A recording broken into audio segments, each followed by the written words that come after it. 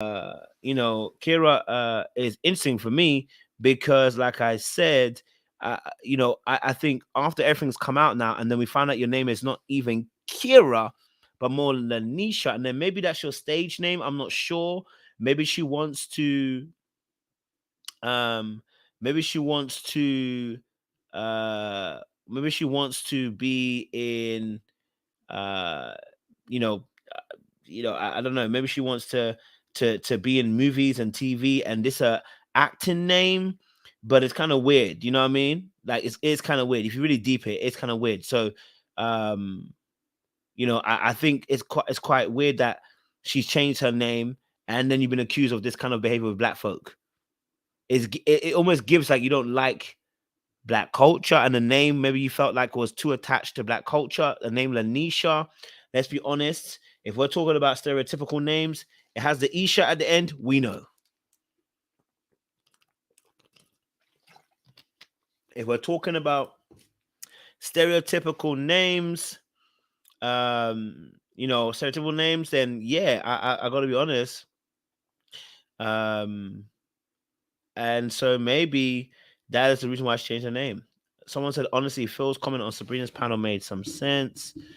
Um, it made some sense to me. She was in a rich athletic world and noticed that black players dissed black women. It's understandable. Yeah, absolutely. It may. It may have been. And I want to be very fair. Kira may be her middle name, but remember we had this conversation about Kwame. We had the same conversation about Kwame. And when we had this conversation about Kwame, we were saying that, hey, look, let's be real. Why is he changing his name? See, it's easy to spot the men that do this kind of stuff. When women do it, it isn't easier to spot. But the reality is, when Kwame did it, we were calling him out. Kira's now in that same space because I'm looking at it going,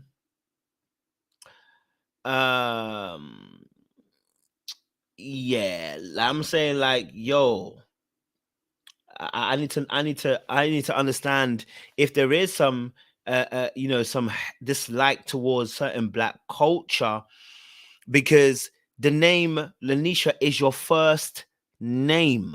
Why would you change it to your middle name? I have a middle name too, but I don't ask people to call me by my middle name. My first name, I'm very proud of my first name, and you call me by my first name. Now, of course, some people have a history of being synonymous with certain names that they carry as well, and so therefore we know that. But I'm just like, I'm like, it sounds like Kira is very acceptable, and Lanisha is not. Okay, it sounds like, you know, Lanisha is not acceptable, but Kira is. And I'm just like, that's where people might feel some type of way about you and go, well, it feels like y'all are, you know, it may feel like y'all are really in some situation where you're trying to deny your blackness. You get me? It may feel like that. It may feel like that as well. So maybe that's also part of it, as well. Yes, most celebrities don't use their real name. That's why I said it may be that she's trying to go for a stage name, but I'm just wondering. Um, you know, I don't know.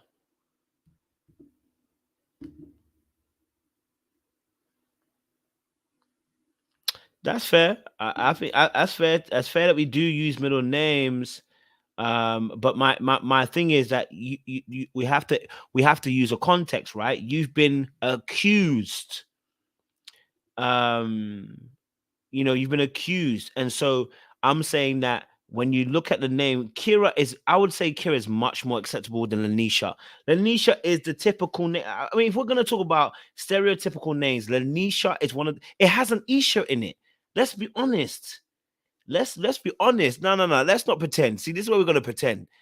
Lanisha has the stereotypical, when people are trying to insult black people, it has the Isha at the end. Yeah. When you know, when you make those stereotypical jokes, the name has an Isha at the end. That is one of those names. Okay. So when you talk about Kira versus Lanisha, we're not putting them in the same group because they're not in the same category. Let's not pretend like that they're in the same category. They're not. They ain't. Okay. All right. They're not in the same category. Okay. So yes, people do use their middle name, but I'm saying based on what's happened on the show already, it's given very suspect behavior that you use the words Kira, okay, rather than using the word Lanisha. You know what I mean? That's what I'm saying. Lanisha is a very stereotypical name. That's all. You know, I don't think we have to argue about that. I think we all know that when people make stereotypical jokes, the Isha at the end, that's what makes it stereotypical. So if I'm now taking into account all the things she's done on the show, I would be seeing that you may be thinking that me changing my name to Kira, which is actually your middle name, fair enough. Okay, all right, it's fair enough. But is that because of the fact you may be trying to disassociate yourself a little bit from black culture? I have to ask that question. Okay. So we have to ask that question. Isha is black. Ah, absolutely.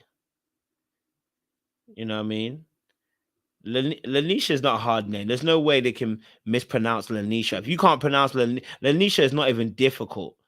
You know what I mean? Lanisha is not even difficult. I won't even say that.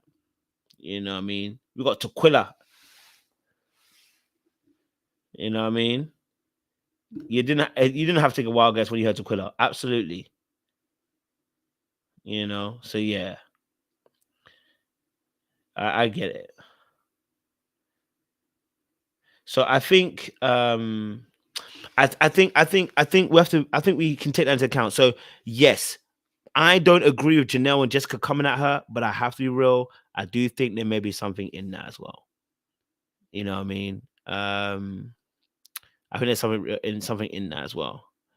Um, there's something in that for me. What I would say also is, I would also say as well that I do feel like I don't like hypocrisy, and that's one of my major things. Um, I think there's some hypocrisy with Kira, and I don't like it because you don't get to. And I said this in my review. You don't get to come at Quentin talking about how you think he dates white women, which is a based on a prejudgment on him. Basically, you doing the exact same thing that you don't want it to be done to you. She prejudged him based on certain parts of information. Moria then says, hey, for me, I'm politically black. I'm an activist black. I'm this and that. And then you take offense to it. It tells me that you're not comfortable with how you are seen as being either maybe too black or not enough black.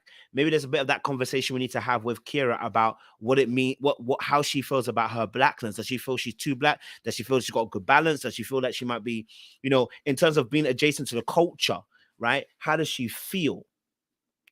But when she said to us, and absolutely right, V said it there, when she said it herself and said she is the closest thing to a white woman, I've never heard a black person say, well, let me not say never.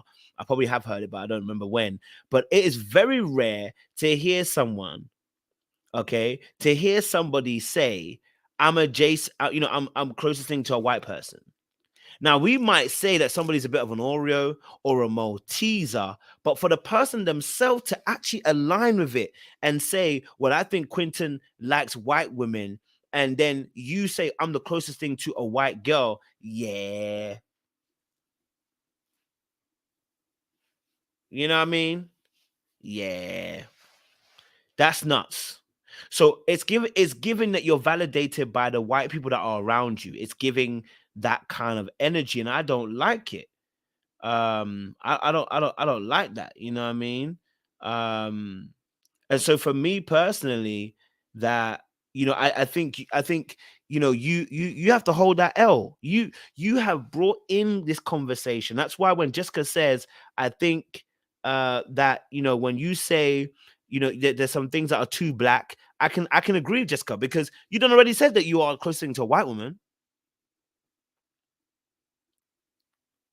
So if you know that you culturally and the way that you behave and your mannerisms may be much more closer to a white woman, then you very much are acknowledging the scales when it comes to when we're talking about black culture and how aligned we are, right? And that's the truth. Kira has admitted that she is aware of the scale when it comes to black people, and she finds herself on a scale where she's closest to white, probably white. I don't want to put this in the right word, but white culture. Hence, why she said that she is somebody who is the closest thing to a white girl. So she herself is acknowledging it, right? She herself was acknowledging it. So if you're acknowledging it and you admit to it, why would you feel some type of way about when Moria says, well, I'm unapologetically black? Why would that make you feel some type of way, except the fact that you're not comfortable with the fact that you are adjacent to a white woman in your culture, which means you are not actually comfortable being that way. And you felt attacked in that moment when Moria said that. You might have felt like he was calling you out on your blackness when he said that. You get it? Right? You might have felt that way. So for me, I'm like, you projected then onto Quentin, and now when someone's calling you out, and that's why I said, hey, um, listen, I have to be honest. Janelle held her to the fire, and I can't be mad at that. You know what I mean? I can't be mad at it. You know, someone said Michelle said in her interview with Crystal XO was trying to clean up her statements. Didn't like how she said one guy was coming after her black card when she said she's not into all black culture. I mean, but baby, you started this conversation. That's my issue with this. You started that conversation. You know what I mean? You know what? We definitely have to. We definitely have to do a review of that interview. I haven't watched it, so I'll definitely want to watch it and hopefully do a review on her interview as well. But let me let me get some of the people, my panelists, on now and get that conversation flowing. I'm sure Sean will turn up as he always does, 15 minutes late. He likes to make an entrance. I'm starting to realize that Sean's a diva, and I thought I was bad, but Sean's a diva. Sean wanna be turning up when we here already, and he gonna turn up, and he gonna make me get out of the car and walk to the club by myself because he late again. Okay, he late again. All right, cool. let me get my let me get my panelists on before I start walking past the car. All right, all right. Let's get into this. Okay, we've got 433 people in the room. Listen, guys, if you're here, do me a massive favor. Like this live. Like the live for me. Okay, Sean said it'd be your own brother. You're damn right, sir. I'm a walk out the car, let you find your parking yourself. Okay.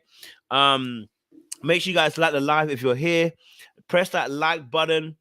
And we love to for you guys to join the channel. If you haven't done so already, make sure you join the membership as well. We get our membership conversations every 2 weeks as well, where it's private conversation that we can just chat and just chop it up. Okay, all right, cool.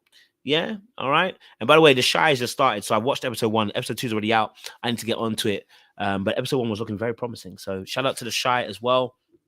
I love watching that show as well. Okay, all right. So yes, let's get the show underway. We've got 446 of you guys in here. Let me get my fabulous guests on. Let me get Seaway because it's her world. She does it my way, she says. Seaway on the board. I've got JR on there too. Master JR, it's good to see you all the way from England as well. Master JR, once he hates somebody, he hates them. This is straight up. He ain't gonna let up. He gonna make sure to the end of the season you're gonna get that smoke. And I love the consistency. I love the work ethic that he puts in as well. Okay, Jeffrey's still on the checkout list. All right, we got Jay as well. Our fabulous Jay. Okay, you're gonna see her with a different wig every week, baby. Okay, you're gonna recognize her today, but tomorrow she's gonna be in a 70s wig, tomorrow a 90s wig. And let me tell you something, baby, you always look good, and we appreciate you, baby. Okay, The way all you right. change your hats is how I change my hair, baby. God damn, how you gonna be so sharp and so quick? How you gonna be so sharp and so quick? I need to remove you. No, it's good to see you guys as well. I know we saw each other not long ago. Sad times. We saw each other in person, but we're back on the internet as well. Okay, right, we're back and we're ready to have some more great conversations. And Sean will be coming up in a few minutes. I saw him in the chat, so he'll be there Wait as a well. minute. So I was let's. just about to Huh? say, not Sean, not in the chat. I mean, in the chat, but not on the panel. Ain't this? Hey, this, hey, this, that's how he be doing. And I told him he be driving. I'll be get out of the car. I told him. Y'all just You know gotta what I mean? Give Sean the wrong time. Do not give Yeah. him the right time. He said he gonna drag his feet. Okay. All right. He a superstar, and we appreciate that. Okay. All right. So we ain't mad at it. The superstars make everybody wait. So when you're ready, Sean, we'll be ready for you, sir. Okay. All right. You know, I appreciate and I love you, bro. No, but no, real spit. Let's get into some conversation. Because by the time Sean gets on here, Seaway and Sean will be tussling him by the end. So let's get it going. Let's have a conversation. So this particular episode was interesting. Let me get everyone's overall first thoughts. Jay, what's your overall thoughts on this episode? What did you think of this episode? Ready to love. I actually was enjoying this episode for the most part because I felt like we Love it. got to understand and learn a little bit more of the cast than we ever have known. You know, Mm. outside of Christopher, because I'm sorry, Christopher been copy and pasting his his spiel all up and through. Okay, when they showed them clips when it came back, and he said the same thing to everybody, I said, okay, I'm not about to play with this man. He's reading off the script right now, and we know he's an actor, so do you, bro, or whatever. But this episode was really good. It was really exciting. Of course, the girls was fighting, but I felt like we here in the middle with no ending and began to this fight. We started in the middle because really, this is something that's been brewing from both ladies from underneath. So just to have this blowout is kind of like not surprising. And both of them had a little bit of right and a little bit of wrong up in it. So yeah, overall good episode. Thank you, Jay. JR, talk to me. Yeah, good evening, everyone. I definitely enjoyed this episode. Started off on a great date with Phil and Aries. Really enjoyed that one. I remember thinking while I was watching it, like, this is the type of date and type of chemistry that I want to see more of. But throughout the episode, we saw some dates that, kind of meshed well. Saw a few others where it looked like that could be the end of the road for some of them. And then, yeah, we had some other controversial talking points. So overall, I enjoyed the episode. Thank you, JR. Seaway. Hey, everybody. It was an okay episode. I'm still struggling to connect with the season like a lot of people are, I'm sure. But there was a lot of pointless dates on this episode. A lot of people going on dates with folks that why? A lot of missing storylines that we're not seeing.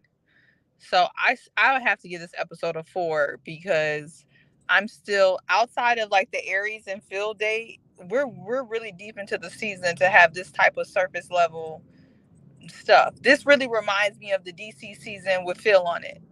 Like, we're halfway through the season and we don't even know what's going on and who's with who. It really feels like that. Um, so yeah, I give it a 4. I have more thoughts on other things, but it's a 4. All right, let's start the tussle early then. Actually, no, not. Let's do Phil and Aries first. Get it out of the way, and we'll tussle a little bit later. Okay. So Phil and Aries had a nice little date. All things were pretty simple. Wasn't anything crazy. They asked about children and how that's gonna work and stuff. I want to get you guys quick thoughts. Phil, Aries, what's your thoughts? Is it gonna work? Is it not gonna work? Was it a date that that you're used that you'd happily that you're thinking it should be happening at this point in the season? What's your thoughts on Phil and Aries? Talk to me. I'm gonna go for JR because he was passionate. Go for it. Yeah, I have to say, I liked the conversation. I liked the questions that were asked, and I liked the answers that were returned. When Aries expressed her doubts, I felt like Phil reassured her, and it didn't seem scripted, rehearsed. It seemed like it was a genuine, authentic answer. Bearing in mind he has a child too and has been married before, so I think he can kind of see where her doubts and fears may come from. And as a result of that, you know, he expressed that he's looking for a wife in this process potentially, and you know, he's taking it very serious. And by him saying that, I think that kind of you know, alleviated that fear that she has, because he's not there to play any games. And I don't think he has many other connections outside of Aries to that level. So yeah, I was quite impressed with how that date went. You know, it looks like there could potentially be a connection from that, more dates, and that's ultimately what we're looking for at this stage. Love that. Go for it, Siway. I would say overall this was a super positive scene. Phil has been one of my favorites from the beginning. I think one of my only favorites from the beginning. And I like the fact that he showed intention, and he seems like one of the few people on here who's not on the show for promo or on the show to play games. I like how they had an adult, age-appropriate conversation. They seem to get to the bottom of some serious issues, you know, like, what about my divorces? What about my kids? What about not having any more kids? I think a lot of times people skate over those important conversations trying to keep it cute. And I like how they got to that. I do want to know, which I know in Ready to Love, we're not going to get to the bottom of it. And I know someone said that in the comments too, about this spirituality thing. I don't know what he means by that. I didn't know what the other pretty lady meant by that either. Because when people say that, it could mean they just don't believe in like the denominations, right? Like they're not going to tussle whether you're a Methodist or a Baptist or Pentecostal. And then some people mean it like, no, they just believe and there's a God out there, but they don't believe that Jesus Christ died for their sins. I'm just trying to figure out like how far on what end of it. And I wonder if they're compatible on that aspect, because a lot of times when, especially in the Black community, when people have spiritual beliefs off the beaten path, that can keep them single. So I wonder just how strong Phil's beliefs are and what they really are. But other than that, they seem like they have a true connection. I wonder where it goes, but it was at least a nice, genuine scene to watch, because the rest of the show just seemed to be some bullcrap. So it was, at least their scene was nice.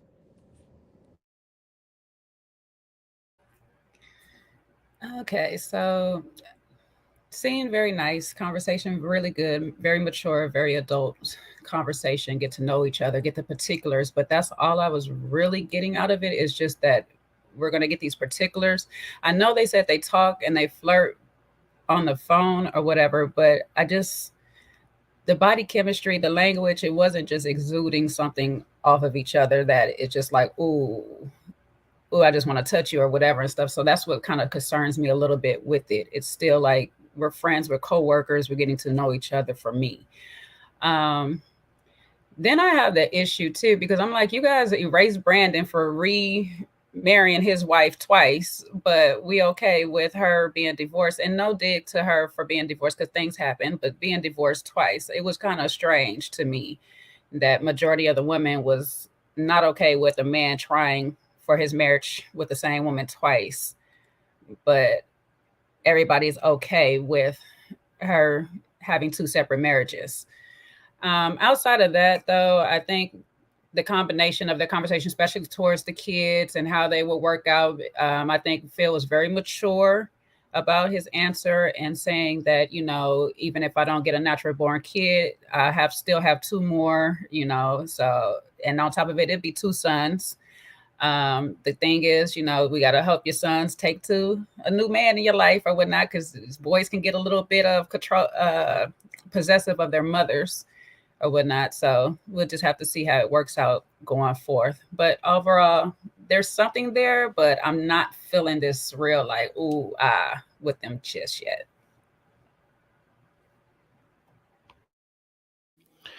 Thank you. Appreciate that. Sean, welcome. Good to see you, bro. As always, we appreciate your presence on this channel. The brother said I called his ass out. I'm about to join the writers, actors, panelist strike because, you know, the way you just did me was just completely dirty. And then, you know, they just had to add on to it. So I'm in my feelings right now, but I'm here. I crossed the picket lines to come on the path. So here we are. I miss you, bro.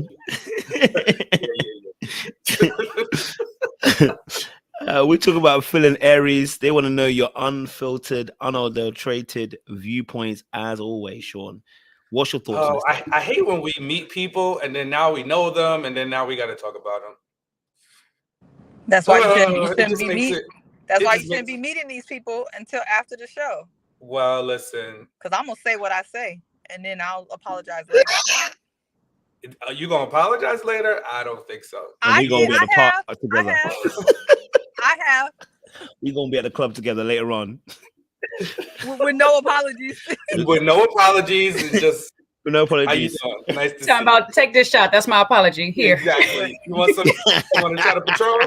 That is a Sagittarius apology. Be on your way.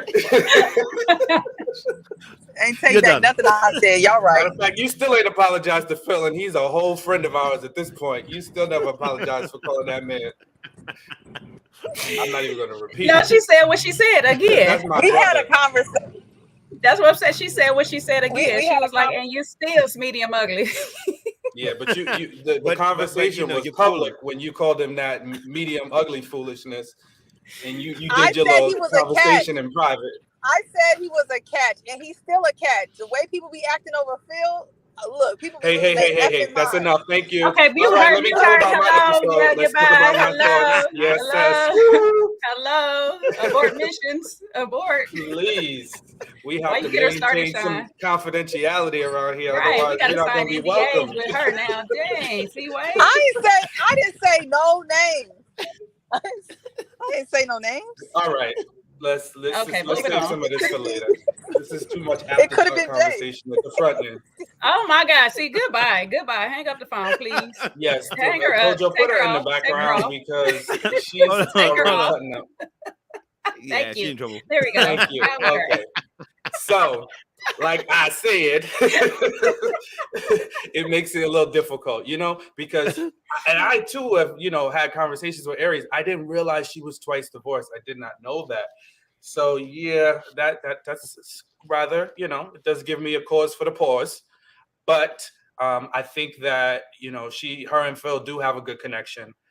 You know, I like the little kiss they exchange at the end. I think that was, you know, that showed that there was something beyond friendship.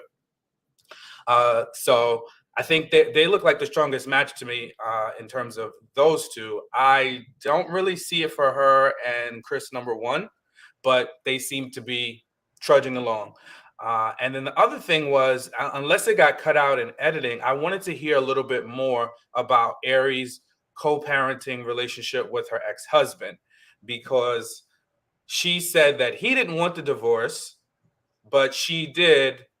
And now they manage. So I just would want to know a little bit more of that. And I don't know if they expanded on that, but to me, because I've lived it, and when one party hasn't moved on and you have, it does make it very difficult, especially if that person wasn't the one that wanted the divorce. So I really would be more curious about how they're navigating it now. She wants to have somebody that's going to be present in her boy's life and be a role model. Which I think is nice, but when they're teenagers and her sons are teenagers, you know, they can, you know, as nice as you raise them, and I'm sure she's done a phenomenal job together with their dad, it comes with its own, you know, challenges. So, you know, just I would recommend treading lightly. That's all.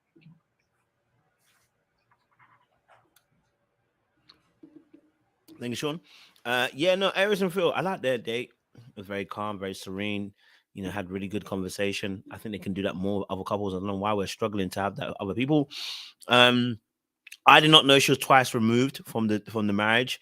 If that's the case, you know, I mean, we have Brandon here who, you know, I said as well, I felt some type of way, but the fact that he remarried a woman again, you know, and you know that people are gonna see it some type of way.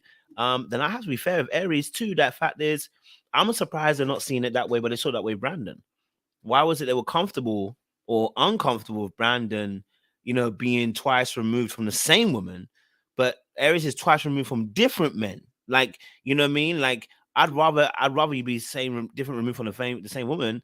At least you know you haven't done it twice with a different woman. But again, everything's a bit different. So you know, I think to myself that I wonder why people were so comfortable in that space when it came to Aries, compared to what it came to Brandon, because Brandon got that branding that was like, you know, wait, hold on a minute. You know, you one of them brothers that, you know, have been divorced twice. You know, you probably one of them serial daters, serial cheaters.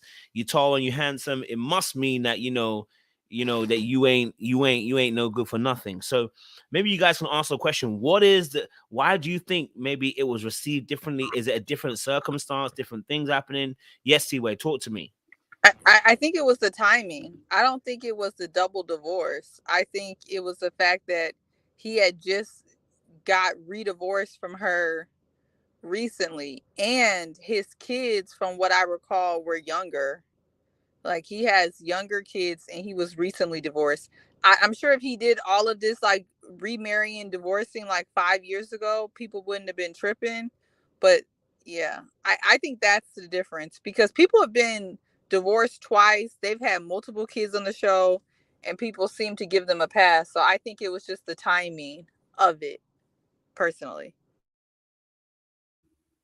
Fair point. Anyone else got thoughts on Aries Brandon divorce twice situation? Why it might have been received differently or said differently? Yes, Sean. Yeah, I think also, as a lot of people mentioned in the chat, the unique thing with Brandon was the fact that it's the same woman, right? So they got divorced and he spun the block, went back to her, and it seems like their connection is rather recent, right? So his divorce, he's just fresh off of his divorce, versus where Aries is, I believe she's been divorced for several years. So I think sometimes, well, a lot of times when you hear how long somebody's been divorced, usually people want to see some distance, meaning you've gotten over it. And the fact that they have, several kids together, and then they've just, it seems like they can't get enough of each other. So is he going to put his foot back in? Is he really done with her? Is she done with him? And how are they managing at this point? Yeah, I feel like Brandon was leading with his situation quite a lot, even though he exited quite early. And he also seemed a bit emotional at times, where he was shedding things like that in some scenes.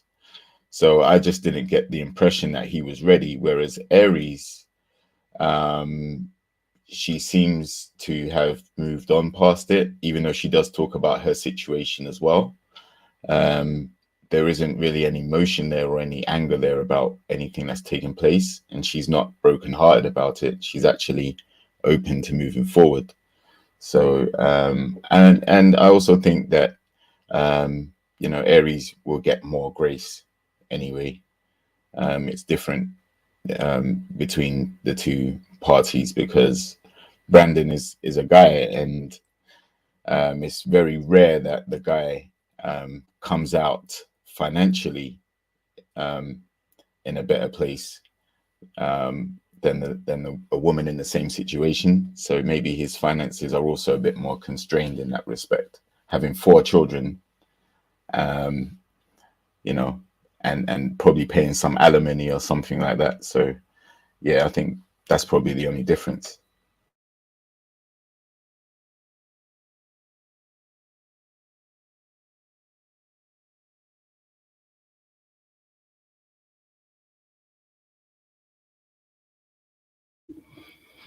Okay, Jay said no. She don't have none to add. Okay. Yeah, my question is the same, so I'm just listening to the answers. I can receive what some of the people are saying and stuff. I'm just trying to understand the difference.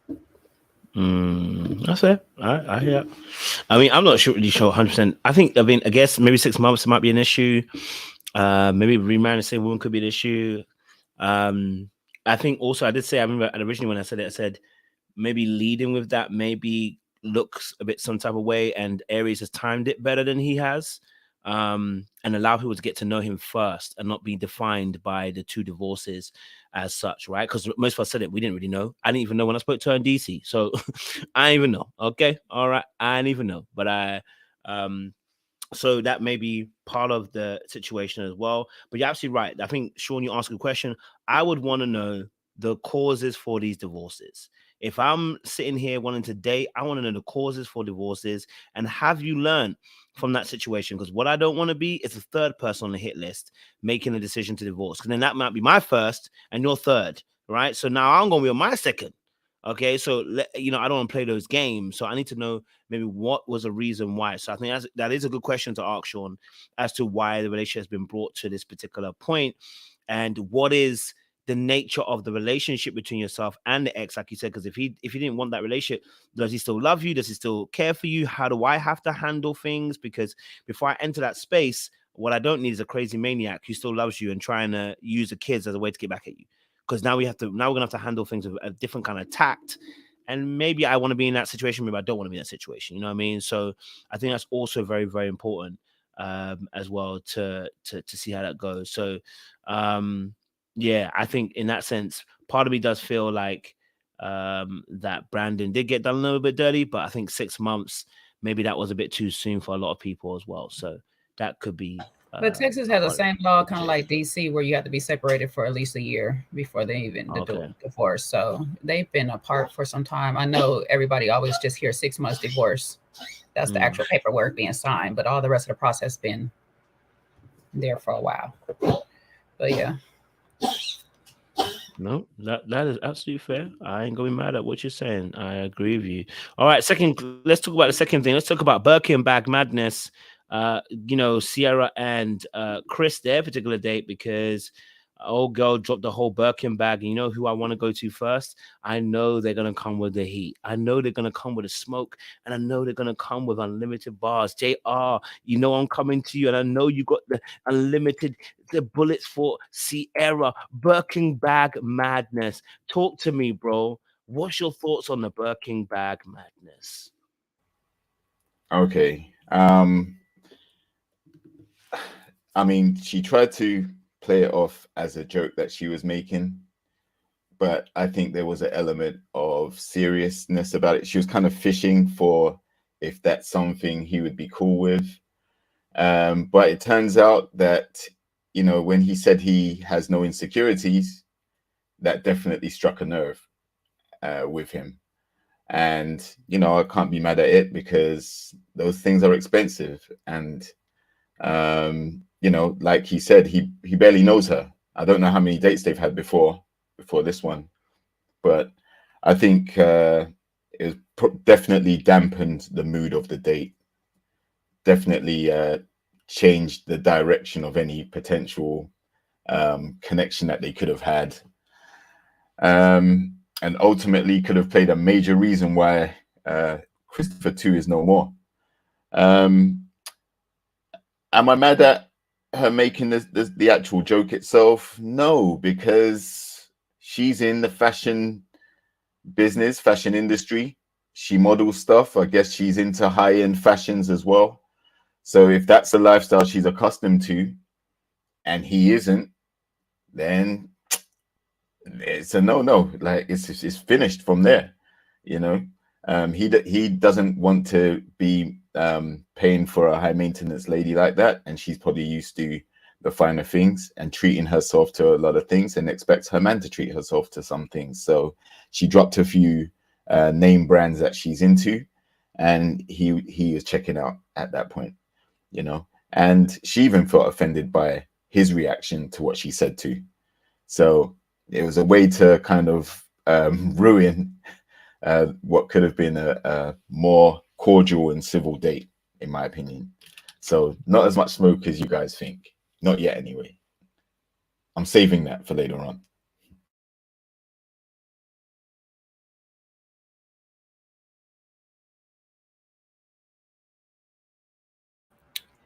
I just say it ain't tricking if you got it, okay? Closed mouths don't get fed, and it was a joke, unless he was gonna do it. I don't understand. I don't understand what the problem was, because it was a well-placed joke in her opinion and in mine too, because he said, I listen to pay attention to what women want. So she said, ooh, I want a Birkin bag. I want a Chanel. Like, ride with the joke, bro. Like, but you insecure. And that just drew you out. That's all that was. It drew him straight out when he said he wasn't insecure or whatnot. So the first thing he started saying, so if I don't have the money, what, you gonna just leave me? You gonna get another man to do it? No, no. And that brought up a good topic for her, as well as this was what I go through on a regular, because I make so much money. Men are intimidated by that. So for you to sit here and tell me that you're not insecure or whatever, but as soon as I say, oh, I want a little Birkin bag, most people on a regular market is not buying a Birkin bag. Let's get it frack straight. Them bags is hella expensive. So even like unless she get it through her fashion job, it's not just going around buying freaking Birkin bags or whatnot. So it's just some little joke. Like, if you listen to what I want, I like gifts. That's all I heard. Is her love language is gifts. That's how I heard it. So I didn't understand why people all in the chat is up in arms about it or whatnot. If you want something, if you don't say nothing, nobody gonna get it to you, whether you joking or not. Every bit of joke has a bit of truth up in it. Yes. She said in a polite way. She kept the rest of the date real nice and light. She didn't get up in arms or anything with nothing he's saying, even though he gave her to repeat stuff every single person that he gave everybody else, that he was a doctor for 2 years or in school to be a doctor for 2 years and then dropped out, and then he was on Fashion Week in New York for the umpteenth time or whatever. Nothing he's saying is I got big money. Nothing he's saying he's got big money. He dropped out of doctor school because of money. So she know he ain't gonna buy her nothing. What the heck? Like, half the conversation he was giving is, I really ain't got it like that. Can we have a little fun? Maybe she was still on improv or whatnot. But only people I feel like, if you ain't got it, you're going to get offended by it or whatnot and not take it like it is. It's like, oh, girl, me too. I like Birkin bags too. So what we doing? We exchanging gifts? That's how it would have been. I get you a little Birkin, a little something else. Like, I get you whatever, but I ain't got that. Maybe if you act right, I'll get it for you. It could have been taken so many different ways. But the way he took it, it just showed a lot on his part to me.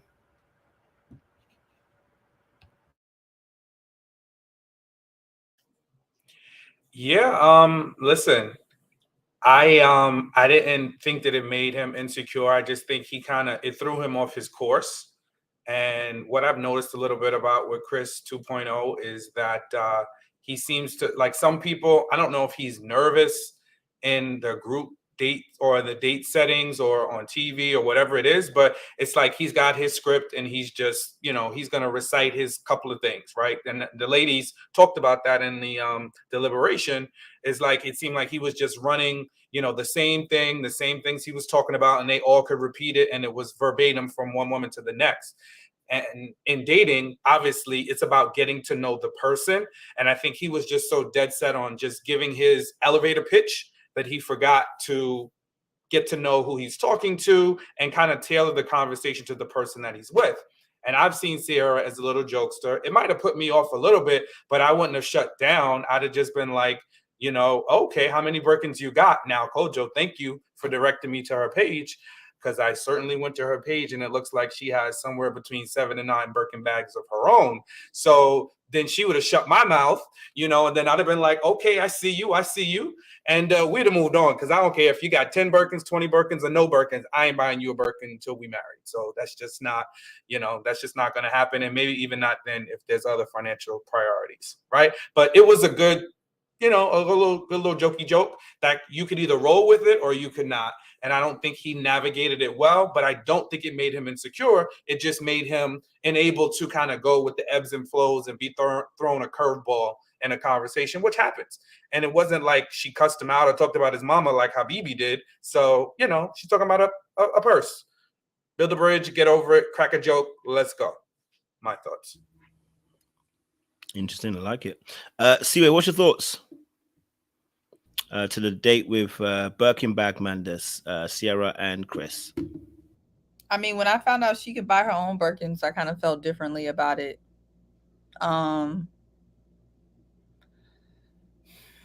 I don't know why he was so distraught by her wanting, her liking Birkins. It just felt like, it felt poverty-ish. And I'm not trying to say like you need to buy women Birkins or whatever, because I'm not even into all of that like super, super luxury type of stuff. But, if you ask a woman what she likes and she says she likes Birkins, I just don't know why, as Jay would say, that touched his heart so much. I'm just unclear why it bothered him so bad.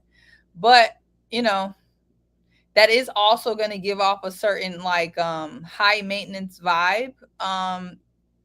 And if you're not trying to give that off, then you should just be aware that that is going to give that off. But if you are okay with, the person looking at you as high maintenance, then that's fine. I think a lot of times women, and we saw this in the Miami season, they give off high maintenance vibes, but then they don't want people to view them that way. So that's just what I think about that. But the fact that he was just so offended by, and he started doing that men do, if I was down, would you still love me, bull crap? And it's just like, sir, good night. That's all I got. Silly conversation, the whole thing, in my opinion. But I want to bring it back because somebody reminded me about this in the comments, and me and Jay were laughing too. How once he said, "Oh, you talking about Birkin bags and you taking an Uber?" I was like, "Whoop!" He went off script. Then he should have kept that energy when they was having that banter back. Chris 2.0 got a little petty in him. Hey, it's the fact that he said some girl. He didn't even remember. He's like, one of the girls was like, "Want a Birkin bag?" and she in an Uber. Yeah, that was very sassy. I don't understand why men are so sassy in 2023. That was a very, very sassy response. See what it was a great response. That was funny to me too. I'm sorry. They had both little ticklish moments. That was funny. Listen, if you can dish it, then you should be able to take it. So, if you want to be sassy and make comments and stuff, then you got to put them big drawers on and wear it too when it comes your way. That's what we were saying, Kathy. I'm sorry, JR. Yeah. And we do. I was gonna say, like, he did ask some legitimate questions though, because naturally the go-to is, listen, if he ain't got it like that, then is she the type of girl that's gonna bounce if he can't get her those things? And again, that's when she started to get more on the defensive end. But it's a legitimate question. And if you don't like the question, fine, you don't have to answer it, or you can feel slighted or whatever. But he has a right to ask those questions, because just like you came out with your "I like Birkins," and he don't even know your last name. That's what he's saying. He don't know you well enough for you to make that joke. But you did, and then his reaction, he didn't like it. And if he says to you, "Listen, if I'm down, or I had a bad year, or I had a bad month, are you leaving?" Legit question. And more time, some ladies would leave. If you have a bad time, some will kick you while you're down. So I guess that was asking whether she's the type of person to stay with him if he couldn't afford it. That doesn't mean he's broke. It just means that he's probably smarter with his money than to waste it on if these ladies was up and leaving because a man had a hard time, Cynthia G would not have a platform. Okay, she would not be over here telling all these women to leave every 5 seconds. If women was just but I mean, Cynthia G's platform is popular because there are a lot of anti-men sentiment, and she's the leader of that. It's not because she's spitting anything intelligent.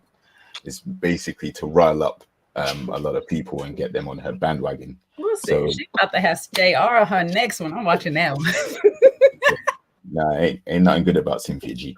But yeah, these are your comments. I don't need her frying me on her channel just yet. I'm not ready for that debate yet.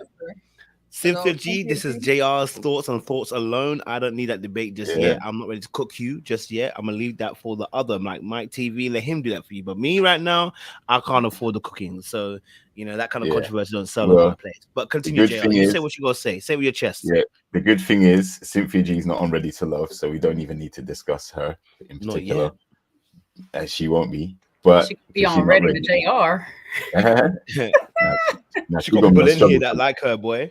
They're gonna be sending her this clip and rolling it to her. You gonna get a message next week. To love, to be honest. But like I said, I can understand why he felt slighted, and I can also understand why she felt slighted as well, because like he ain't trying to insinuate she's a gold digger or anything like that. She can afford her own stuff, right? But she is basically saying that she likes to be treated, and with him getting the impression that she may be high maintenance, then he may be thinking, okay, is she only going to stay with me because of what I can buy for her, the gifts, the treats, the trinkets? And then if I can't do that for her, is she going to go? But again, their chemistry isn't strong enough to even be at that stage. I don't recall them going on many dates. I don't recall there being any chemistry, so to speak, between the two of them. So it was probably just a production date. We got to know each other, and it didn't go well. And that's a chance that you take. I would say that I understood where Chris was coming from. I think you got to be very careful what jokes you make. If you start making jokes about finances, you have to understand how finances tie into the identity of most men. So when you make a joke about Birkin bags, which cost a good 50 to something K, okay, that's not a poor man's sport. That's a rich man's sport. You get what I'm saying to you? So, and also understand the context of a Birkin bag. Now, has she said, buy me a Ferrari? I bet he would have joked around with her.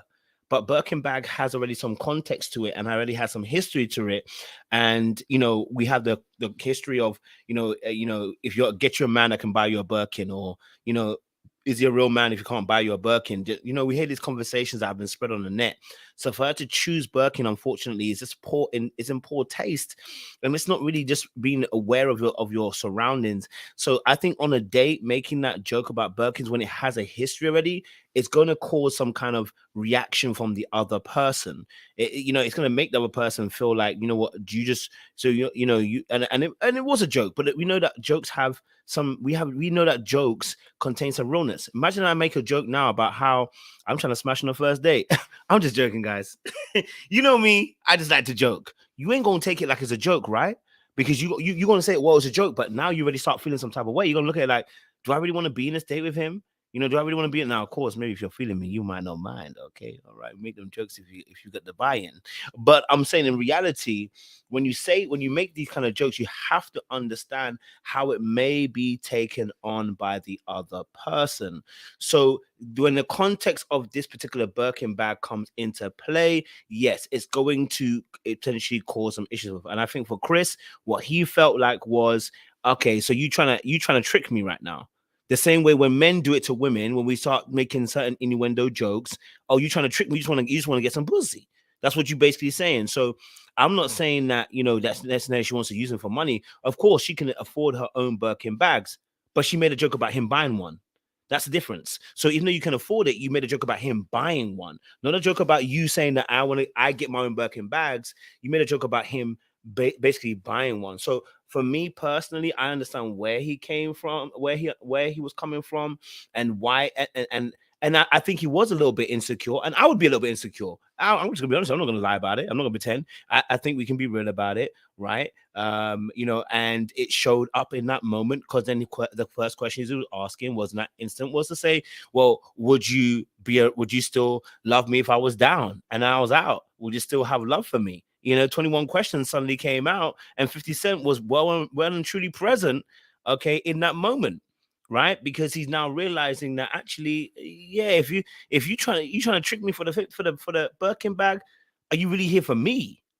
So that's what I'm saying. Like, making those kind of jokes, I understand, but you have to be aware how that can come off. It's just like me making an innuendo joke in the office, and I'm saying it's a joke. Someone's going to say, well, unfortunately, it makes us feel uncomfortable.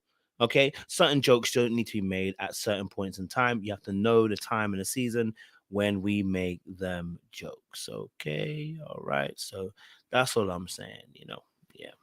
Go for it, Jay. You want to respond, baby? No, because I'm just trying to figure out. She never asked him to buy anything. He said, I listened to what women want. And she said, oh, I want. So Okay. like it's not, I'm not asking you to buy anything for me. And she said it afterwards. She was like, if I want something, I'll go get it myself. Okay. Or whatnot. But if you're telling me I'm listening to what women want, oh, I want a back massage. Oh, I want some ice cream. Oh, I want this. Yeah, I'll start labeling some stuff. I want to see if you're listening. So the next time I see you, maybe you might have something that I asked for. Because if you're really attentive, then you're going to get what I want. You're going to show me you interested in me. So that's what it was. You just proved the point there, Jay. So the joke is not a joke. So when I say that I'm attentive, I said all jokes have truth to it. Yeah. But you're saying yeah. I listen to women, so I'm combating that with, okay, well, you listen to women. Here's things that I want. There's things that I like. This is what I like done. If she said, oh, I like my house clean, or this stuff, it's still something that I want. I want acts of service. I want gifts. This is my love language. I want a hug. Like it's going to speak in her love language. Her love language obviously is gifts. And your gift is very expensive. That's the whole point. So that's why I said that if you make the equivalence, if I make the joke, you said that's what the equivalence of Ferrari, though. How is that different from a Birkin bag? Because context. The heck, you gotta wait on the daggone wait. Context. Ferrari is an expensive car, and everybody knows that too. And most people can't afford it. That's the whole point. So, and the context is that when it comes to Birkins, because it already has a history. That's why I said if it wasn't a Birkin, if she had said something I'm trying to understand what makes it. Maybe it might not have been that a little bit lighter. He'll take Ferrari lighter over a Birkin bag. How? Yes, if it's the same context, because of the context of the history. Have you ever had a conversation about Ferraris on the internet? Yeah, I have a conversation about Lamborghinis on the internet. Okay, you might do, but have the ladies had a conversation? Have we had a whole roundabout internet debate about the Lamborghinis? We have not. We've had whole debates about Birkin bags. So there's already a context and a history to that about what it actually implies. So there's already a narrative around that. That's what I'm saying. That so you're saying he's on red pill communities to understand that there's no debate or whatever. Who's debating Birkin bags? I'm missing this debate. I missed this debate. I'm sorry. It's been there. It's been on Twitter quite a bit, actually. It's been on Twitter quite a bit about this whole conversation about Birkin bags and celebrities buying Birkin bags and men need to buy Birkin bags if you're a real man. There's been lots of that conversation. I missed all of that. So okay, I see where you're coming from. I don't know nothing about it. Okay. It may not be that he may not have never heard it. I'm just giving that perspective. So there's another perspective. I'm just saying that I think it's quite interesting that when you make a joke, that we can now say that he should just take it on board. And when I'm saying to you that if I make a joke about, I'm not gonna say you. I like me to have sex. I like having sex a lot. You have the right to take that joke and be like, oh, I don't like the way you took that joke. I don't like the way you said that joke. That's implying, you never said it was me, but it's implying that you trying to have sex on this first date. So the implication and the application of something doesn't mean you have to say, I don't have to say, Jay, I want you to sleep with me. I can just say, listen, I like to sleep with women on the first date. I'm now implying. So if you say to me you're tentative, I'm like, well, I like my women, I like my women to, give me blowjobs on the first date. I'm implying something, you know what I mean? So I think it's that application. And I think I understand what you're saying, but I'm just saying that I can also see where he's coming from and be like, well, you're kind of implying something. You don't need to tell me that I need to buy it. You know what I mean? Mm-hmm. Someone said, let's look about LV. Sean looks like he's bursting at the seams. Yeah. No, because I was going to he just shot fine, but that's definitely about to say how somebody over the weekend was definitely putting out all their cards on the table. So like, is it like that? Is it like that situation right there? That I understand where you're coming from. Like, no. Welcome, baby. I was going to say like, Jay, how we going to just tell Seaway? No, she named names. I ain't named not one. You named names. Yes, you did. You started off with a whole name. I didn't. I didn't name a single name. What are y'all talking about? I'm out the saying that you start off with a person. So name a No, name. we were talking about a particular person. I didn't name no names. Well, Yes, that's the you name did. you That's were the name. mentioning. I didn't say nothing. We We've been were in the whole talking group of about people. him because we were talking about him. Yeah, and then you started That's throwing the some whole extra point. stuff. So don't do me like that. We were speaking about the man. You Y'all brought the brought man him up. into it. You brought the man into it. No, The man didn't Sean brought him up. Sean brought him up. Whoa. Whoa. Let's run the tape back because y'all ain't gonna gaslight me. Sean Yeah, said, what I did, yeah, talk I about brought what him Sean up said. told you that. as you owed him an apology in public. Y'all brought up Phil name. That's what I brought up, but nothing having to do And with instead of going to anything else. the apology, she deflected and went to his lifestyle. No, I responded. I said, I'm not apologizing because what I said then and what I said now is the man is sought after and he's a good catch. That's what I said then and that's what I said now. Y'all start adding. I like how you cleaned it up.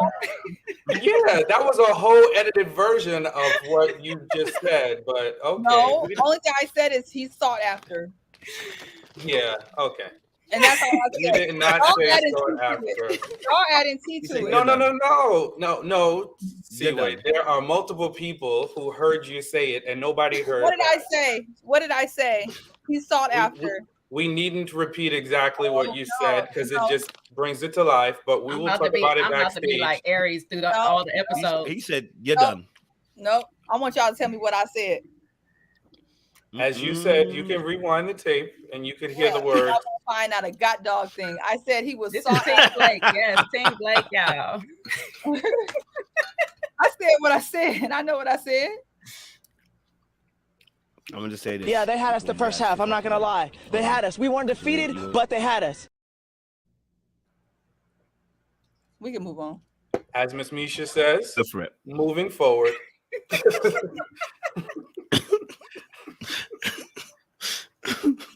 Flag on the play. Flag on the play. Go for it, Sean. You want to say something? Are we on? Are we still on Birkin? Or are we off? I think Jay wants to have the last word. And Jay, go for it. Nah, all I was gonna say is like it. You know, if she was really feeling him, you know, something that she could have said was similar to what Janelle said to Quentin. You know, I want you to pick me up, or I would like some flowers. You know, a romantic gesture. That would kind of signal that she, you know, probably is feeling him a bit more. But you know, I don't think there's a connection there. So you know, that joke was either gonna be a hit or is going to be a miss, and unfortunately it wasn't received well, and you know, it is what it is now. Love that. Thank you. Birkin bags are in, guys. If you want to buy me a Birkin bag, I won't be passive aggressive about it. You better go ahead and do it. If the Lord has told you to buy a Birkin bag for Kojo, you go ahead and buy that Birkin bag. It's an investment, and I will surely let that continue to fester in my cupboard and become a glorious investment for me in 2024. All right, cool. I don't even like the bag, but they're a good investment. Janelle okay, is a lot better. Don't be afraid to invest in the Birkin bag for me. Or listen, I have a PayPal. I'm not ashamed to say it could use a few more coins after going to America. Anyway, let's get to some conversation. You can pay for my next flight to Houston if you want to, guys. We're gonna talk about the next situation now. I'm gonna name some names in this particular scene. Chris and Jessica had a conversation, and he told her, and I paraphrase. He said, I need you to talk a little bit softer. And she said, Negro, I'm going to tell you straight. I'm not going to do it. Get someone else to do it, she said. Okay? Get someone else to do it. So I want to hear you guys' thoughts on this, because he did clearly communicate, let her know that, you know what? He just needs it a little bit more softer, you know, and just needs her to just apply less pressure in her direct conversational approach. But I want to get your thoughts without letting next week's preview kind of cloud our judgment. What did you think of the Chris and Jessica conversation? JR, I want to let you go first because you've been going first for the past few times. You've been smiling. I know you're ready with the ammunition and you're ready to go. I'm going to go to my lawyer. I'm loving the wig and the hair today as well, Seaway. Talk to me. You look like you're ready for court. Can't even lie to you. Go for it. You need some tact when you talking about JNR's appearance. You ain't got no freaking tact. But thank you. Thank you, KEYRA.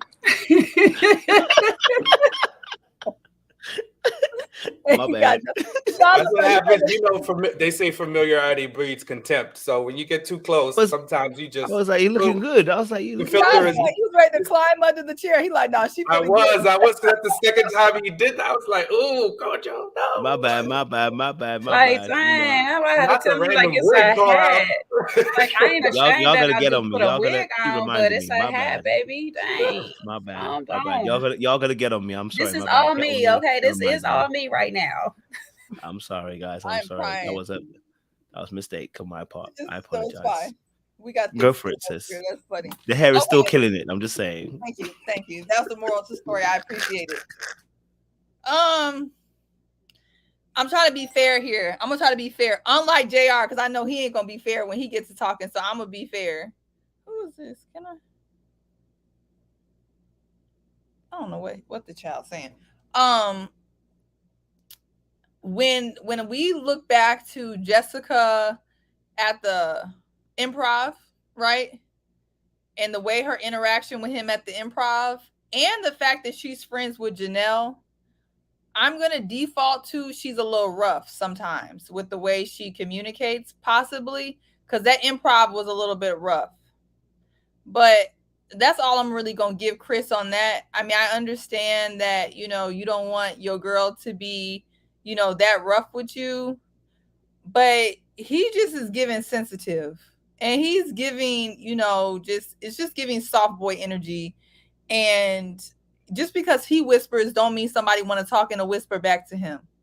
So I really don't know, but I think he could have said that different, because if a man talk about, I need you to speak to me more softly, I'm finna block you. I'm gonna be done. So that's all I got. I'm sure y'all have a lot more to say. I just feel like that was kind of soft what he said, but he wants softness. So I don't know what to say.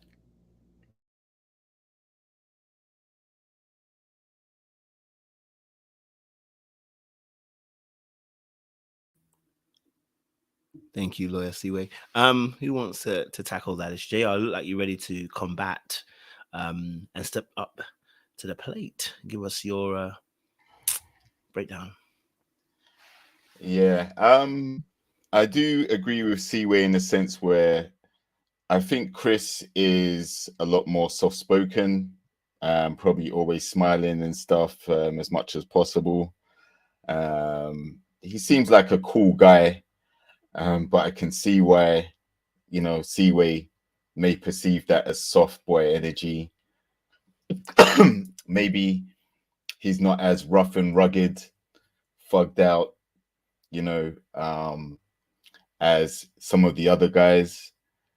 But you can't expect all the guys to be the same. That's maybe his personality, and he's probably being authentic with that. And sometimes opposites do attract. So, you know, if they do somehow make it work, I'm not so sure they will now. I think that's probably the end of that connection.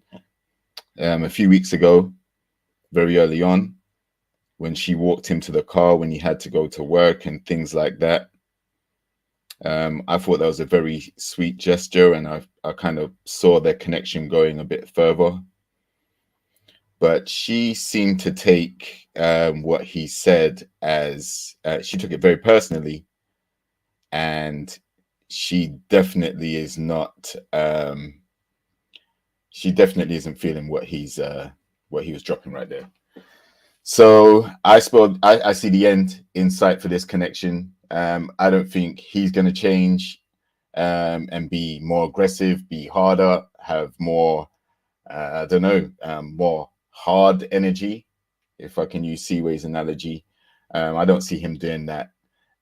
He doesn't seem like the type of person that's going to.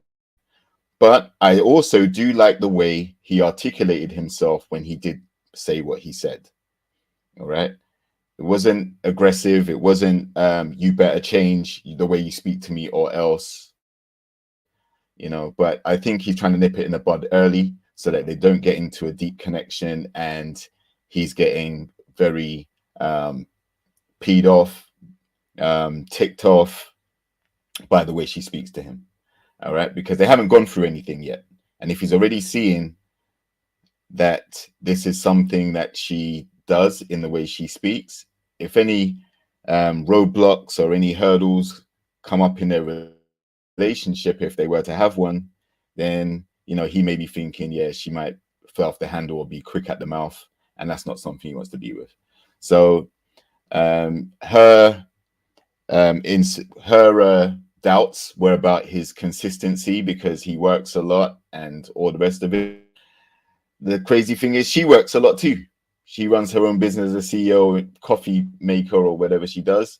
So, you know, and he pointed that out, like, you're busy too. And she had to concede, yes, she was. So the same doubts that she has about him, you know, she's actually living that life too. But yeah, to sum it up, I think I had high hopes for them initially, but seeing the way she handled, much like we spoke about with Chris 2.0, the way she handled his opinion, she didn't like it, and as a result, I don't see them having too much to do with each other afterwards. They're just not meant to be.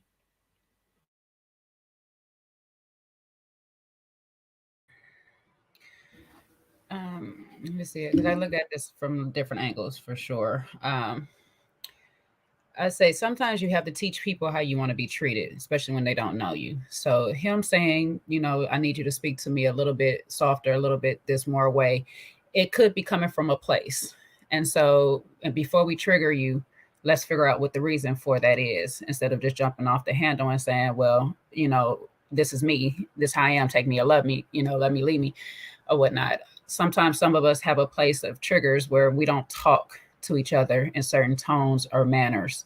When I add that to the fact of how she was at the hoedown, where she was literally taking him around to everybody to make sure that he was seen and made his appearance and made his face known to everybody, it was okay at first, but now to combine that with her popping up, her having a certain tone to him and everything. Yes, he could be a little bit softer and all this and all those things, but a lot of times when a woman is doing a lot of overly assertive things, it becomes a little bit too much. So like, you're literally walking me around to everybody hand in hand. I can't really make a connection with nobody for real through this process. Now you kind of popping up on my job, and you're telling me I need to be more communicative with you, and you're about as busy as I am, and you're supposed to understand me. It sometimes that starts to be a lot for a person. So when you don't know their routine, their schedule, and you come bombarding them with all of this, it comes a little bit much to a man. He's already kind of a soft man. So like, for him, that just might be just way too much woman for him in the moment. And so him just saying soften up, it's just like, let me lead, let me show you that I'm a man. And he's probably dealt with women like this in his past. Now, on the other hand, like, Chris, you don't want her to be so assertive and also aggressive towards you. You got to show that side. You got to step in, fill in that place, and make that balance. What she's doing is she's balancing out the equation in her mind. If you're not speaking for yourself, she's going to speak in your defense. If you're not making your things known, she's going to do it. So both of y'all both have to fall back into whatever role that you really want to be in. If you want to be the masculine one in the relationship, Chris, you got to step it up. And if you want to be more softer and the feminine one in the relationship, Jess, you got to let him take the lead and show you that he wants you. If he's not calling and all these things, sit back, sit tight, move on, move around. You're in a position where you actually can. So, you know, sometimes we want things and we're not showing or acting on the things we want in the right manner. So I think both of these two people just actually need to really look at themselves and say, what is it I really want? And if this person really is for me or not, and stop trying to force it, because it's giving me force at this point now.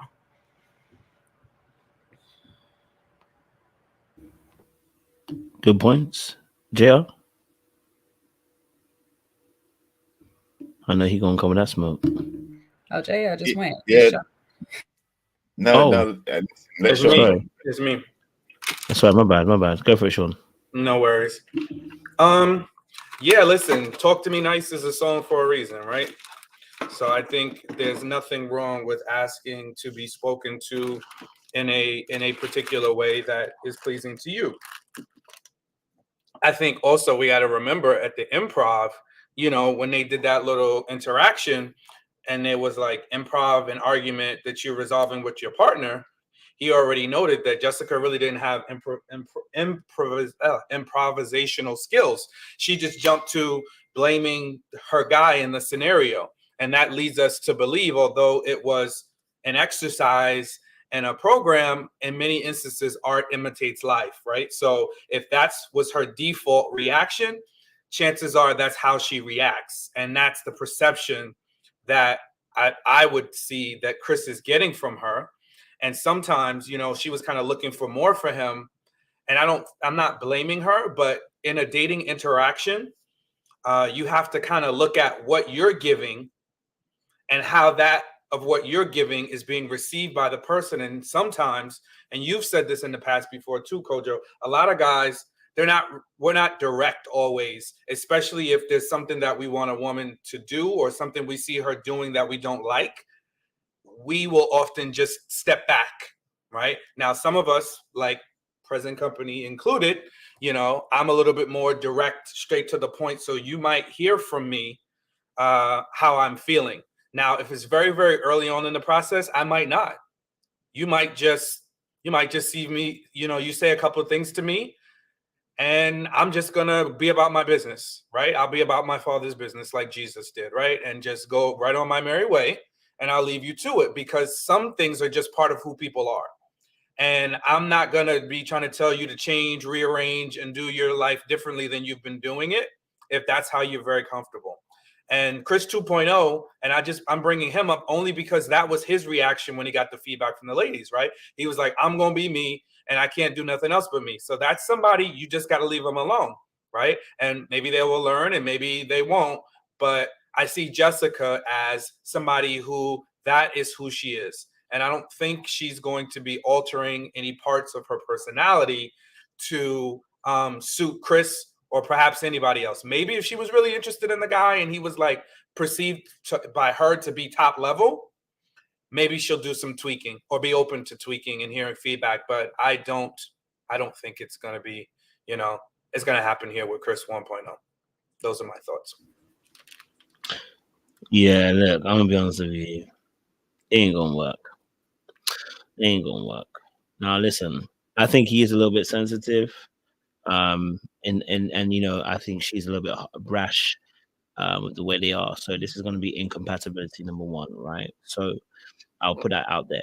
I think number two, once he made his concerns known that he wanted her to speak a bit more, maybe softer is the wrong word, but maybe watch how you watch the tone and the thoughtfulness behind some of the words that you say because it impacts on what you have, right? And let me be honest with you.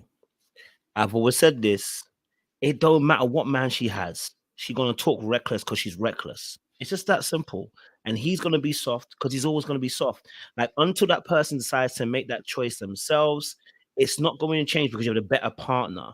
Like I think sometimes we do a lot of times we want a person like if we put him with this masculine man, she's going to suddenly change. Yeah, until she gets comfortable. When she gets comfortable, she's going to go to factory reset and she's going to go back to exactly who she is. Put him in the same position too, and try to push him into leadership, into a situation where he's more assertive before he's actually ready to do it. It's going to get to a point where he gets comfortable and he's going to fall back to where he was before too and be soft about it because that's who they are. So we can't force people out of where they are into new positions. So just changing a partner and getting them to be more masculine will not change her position because in all honesty, when we watched the improv, it was an improv. And immediately she started to blame him. But let's not throw her on the bus alone, because Chris' immediate response was also to throw her underneath the bus. It just was done but a bit more sweeter than what she did it in, and then she went further along the line to do it even more. So let's keep it a buck. He's not. I don't want to say innocent, but he also has his little hang-ups too, right? So all I'm saying is that I appreciated his very concise communication in some roundabout way where he was trying to let her know, like, hey, look, the way that you're speaking, I need you to speak a bit more softly to me. To others, do what you want to do. I respect that. But to me is how I want to be spoken to, right? And something I want to say is, and I won't say where I learned it from, but I was obviously observing a conversation between two people quite recently. I was listening very carefully, and I noticed something that the two people were doing, which I started seeing. Maybe I do this as well, and I think everyone probably has done it before, which is, I need to tell you how your behavior impacts me without making it sound like I'm controlling you. I need to let you know the impact of your behavior on me and how it makes me feel. That's the part I should stand for. So if I'm saying, look, when you speak in this particular tone, how it affects me is that I begin to shut down. That's not me controlling you. That's me telling you how your behavior is now affecting me.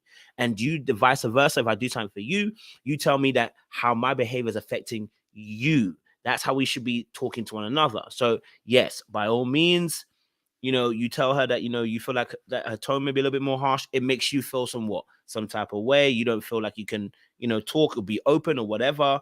That's what you have to do. But I will say that, him asking her to tone it softly, and she then said in the confessions that she ain't about to do that. Yeah, that's when I told me that this ain't gonna work. It's not gonna work because she's not gonna want to change that aspect. And this is why I advocate for people when I say, get your ass out. Don't waste time trying to change that person, because you're wasting theirs and yours time, energy, and resources. And then you're going to blame someone else at the end when it doesn't work out, like, oh my God, you were always rude. Well, if you were always rude and you knew that from the beginning, don't go there. There are some women that I know that when they talk, I just go, it can't be me. And that's okay. And they're looking at me going, that Negro can't be me either. So it's okay. I don't have to enter it. You don't have to enter it. We just need to go our separate ways. And I think this is one of those moments where they're probably going to have to go their separate ways. It's going to be a waste of time. But I did like the fact he told her, because guess what's going to happen? More than likely, just like she probably should tell him as well to toughen up a little bit. He going to get into the next relationship, and the girl's going to say the same thing. She going to get into a relationship, and the next guy's going to say the exact same thing, and they're probably going to have to learn individually on their own as well. So, just that little bit. Yes, Jay. There's one last thing too. When you tell somebody that gives you the opportunity to see if they're willing to change for you or not. You know what I'm saying? That part right there that shows you how much they care for you. Because if they care to keep you in their life, at least around you, they're going to change that behavior. Now, they might not change it completely all around or whatever, but they're going to respect the boundaries that you're setting forth or whatnot. So that's a good opportunity to just let people know how to treat you, how to handle you or whatnot. They can go handle everybody else in the world however they want to, but this is how I like to be handled. So when you're around me, respect me. And that let you know if that person is for you or should even be in your circle or not. And that's why it's very important that her reaction was now. Like, where does he get off trying to tell me to change the way I speak? That was the type of attitude she came with. And let's be real, he was actually saying, you may be a CEO and be a boss, but the way you speak to your employees and everybody else, that's one thing. And he respects that. But when you come home, you're not at work anymore. You're not the boss no more. You're yourself. And he's trying to get to know you, the person, not the boss of the company who gives the orders. He wants to know the softer side of you. And if you have a problem sharing the softer side of yourself with the person that you want to have a romantic relationship with, then you're probably better off by yourself until you get to a point where you can actually be more compassionate in the way you speak. You think about what you say, and you don't need to be so how can I put it? So I don't want to say domineering, because she hasn't shown that, but it is more assertiveness, I guess. Like, try and have fun, like get to know each other. This is still early days, so this is still meant to be the honeymoon phase. He shouldn't, if he's picking this up so early, that's a concern. And I'm glad that he aired it in the way he did. It wasn't problematic, but she just didn't like the feedback. And, now she has to swallow it and decide whether he's worth pursuing. I doubt it, because obviously she said she's not going to change anything, and she shouldn't have to. If she's not feeling him at all, don't even think about it. Just move on. It's not a connection. There are other guys there. I will say, since I'm trying to be more balanced in this stage of my life, I do like that she curated that picnic, and I like that she I don't know if it was a true surprise or was he expecting to see her. She didn't look fully blown away that she showed up to his job site, but whatever. I thought that her bringing him lunch was really sweet, and that gave me another view into the different aspects of who she is. So I like that. I think that was really cute. I thought that was showing care, and for her to take the time out to prepare a meal, because it didn't look like it was stuff that was bought. It looked like it was stuff that she actually made, and he seemed to be enjoying the food. So I thought that was nice, that she took the time to do that for him. Quick question. What's your thoughts on the fact that he said that she's quick to anger? I don't know if he has a little more context, or if he's just basing it on a couple of those things. I don't know if sometimes people use the word anger and maybe he meant reactive, because I don't know that he's seen her angry. We haven't necessarily seen her angry on the show. So maybe he just meant quick to respond. Like, she seems like somebody says something, she's going to call it out, right? You say something that doesn't sound right to her, and she's gonna respond, just like we see in the preview, right? When Maurier's ex tries to do this tarot card reading, and both her and Janelle are very quick to say, for me and my house, we serve the Lord, and we're not about to engage in whatever this is here. So I think she's somebody that's like, it comes to her brain, boom, she's gonna say it. She's not, gonna sheepishly hide behind and try to find the words. She's going to tell you how she's feeling. And I think in a lot of, I think that's okay, because that's her boundary. Listen, I'm not for that yam no ho dengehio, flipping up cards and telling me about my future and reading tea and coffee leaves either. So I'm right there with you. And sometimes it's hard when somebody is, and they want to convince you to do something you don't like. But sometimes you do need to set your standards and your boundaries. If it's not something you're interested in, say it with your chest. And I think that is how Jessica operates. And that's what Chris is picking up on. I just feel like if you got a problem already with the way somebody is speaking to you, you should just hang it up. I find it interesting that dudes like Chris, who seem to be more mild-mannered, peaceful, whatever y'all think he is, why they tend to go for people like Jessica and then want to complain and try to change her on day 3, day 4, week 3. To me, that just doesn't make any sense. If I see a man and I already don't like the way that he's talking to me, or I don't like the way that he communicates with me this early in the process, I'm not trying to change that at all. Because that's most likely the way the man is going to communicate. That's his communication style. All these people are grown. So if you like all the other boss aspects of her, but you want to change her when he gets into your house, that's just not how things work. So to me, it's just a silly conversation. I don't find it to be boundaries. I find it to be a little bit controlling, because he knows what type of girl she is, period. That's probably why he's attracted to her. But I think a lot of times men are attracted to parts of these women and then want to make them, want to change other parts. And sometimes that's just not how that goes. It may go, you can try it, but that's just my opinion. And vice versa. I think, she may be attracted to parts of him, but she's not going to like, the other parts of him. So it's just not a match.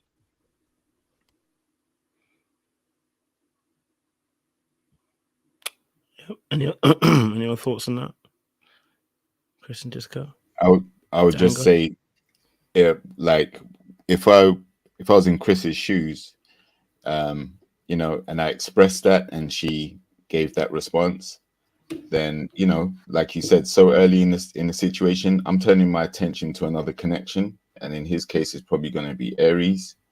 who has Phil and a few others. It may be a bit more competitive now, but you know, I wouldn't necessarily be pursuing Jessica. Like she's, you know, she's gonna do what she does, and you shouldn't have to change for anybody at this early stage. You're meeting them for who they are, and you know, you have the choice to date other people. There's still many others in the show. So him and Aries, last week he was very emotional when talking about you know, some of the things to do with her children and the way she raises them and stuff. So I don't necessarily think there's a match there, but she's obviously going to be more compatible with the way that she communicates with him. And I think the same thing goes for this thing that I keep seeing the women do this season. Why you ain't call me? Why you ain't communicating with me? Why you're not following up? This literally is the best that the man is going to do. Like when you're just meeting people in this type of phase, this is usually the best of them. So if you already got to ask somebody to call you, communicate with you, follow up, text you back, just move on. I mean, this is the best them, most likely. And the same thing goes for this situation. If you already don't like the way she's talking to you, then this is a non-starter. This is just not the person for you. I'm not never gonna be on week 3 talking about I don't like the way you talk to me. I could just move around. I'm not gonna be like, oh, I need you to call me more. No. I put this in the category of silly behind conversations. But yeah. No, you know, I just think I think I'm gonna put it into the consideration bank and see where this goes. That's what I'm gonna say. Yeah, I'm gonna take what he said with some seriousness, but I'm not gonna make no judgments. 'Cause I haven't seen necessarily her anger as of yet. So I'm going to put it in the consideration bank and say I'm not going to make any judgments just yet because I haven't seen anything to even allude to that per se. I just think she got a sharp tongue, and I think that's evident with the way that her and Janelle kind of roll. I haven't necessarily seen the anger as of yet, but I'm a hold on that for now. I'm gonna put it into the bank and say maybe that might come up a little bit later. Yeah, Sean. Yeah, and I'm just remembering, right? Wasn't the assignment from Tommy to the ladies to bring up Discuss any your doubts? doubts. Yeah, discuss your Yeah. doubts. So I think that's why it was pertinent for this to kind of come up, because she brought up things that she was concerned about, and then that opened the floor for him to talk about some things that were concerns for him as well. So I think that kind of opened the door for us to have this conversation, for those that kind of like maybe we get a little bit more context around why they're talking about very specific things here. Yeah, and I'm with you, Seaway. In a lot of instances when we're dating like that, sometimes that's who the person is, and we just have to accept it. But I think, you know, in this kind of like compacted dating process assignment, sometimes we have to bring things to people's awareness, right? That they may not even know of or may not realize how it comes off to somebody else. And I hope, you know, like especially as we see with KEYRA, you know, how she was able to reflect back, look at the episode and, you know, adjust. Perhaps maybe Jessica can look back and reflect, maybe not in the moment, but after she sees herself on TV, after she sees how she is coming off, maybe there's some things that can be adjusted, perhaps not with Chris, but maybe in other relationships. It's just funny a little bit to me. It's like I hear what you guys are saying. In a dating world, yes, just move around. However, I'm gonna still stand on the firm thing is like Sean just said, some people don't get the hints on how to be in my space. It's just like if you walk into my house and I say you don't put shoes on in my house, you take your shoes off. It's my house. You're gonna respect my house. My aura, my energy is my house. So if I don't want to be talked to a certain way, I don't care how early in the relationship it is, you're just not going to talk to me that way, and you can move around. I'll move around too, but I'm going to tell you, I don't be talked to this way. You don't talk to me this way, no matter how early it is. If you want to stay in my space, you're going to respect how I work in my atmosphere, and I'll respect your way. So that's not controlling. And if it is, it's controlling my atmosphere, my energy. Like, this is me. And if you want me to stay in my control form, you need to respect me in a certain way. And some people talk to other people in a very aggressive tone. And if you don't want my aggressive tone to come back at you, it's like, please don't do that to me. Because when I do it, it's not going to be as nice. So I don't necessarily say don't tell people what to, how to treat you and all this stuff like that. And that's controlling. No, yes, I'm controlling my environment. And if you don't like how my environment is run, please go ahead. Be on your merry way. Do us both a favor.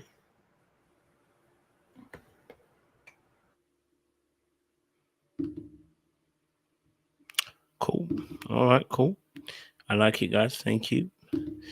Definitely hear you all on those points as well. Good points. Okay.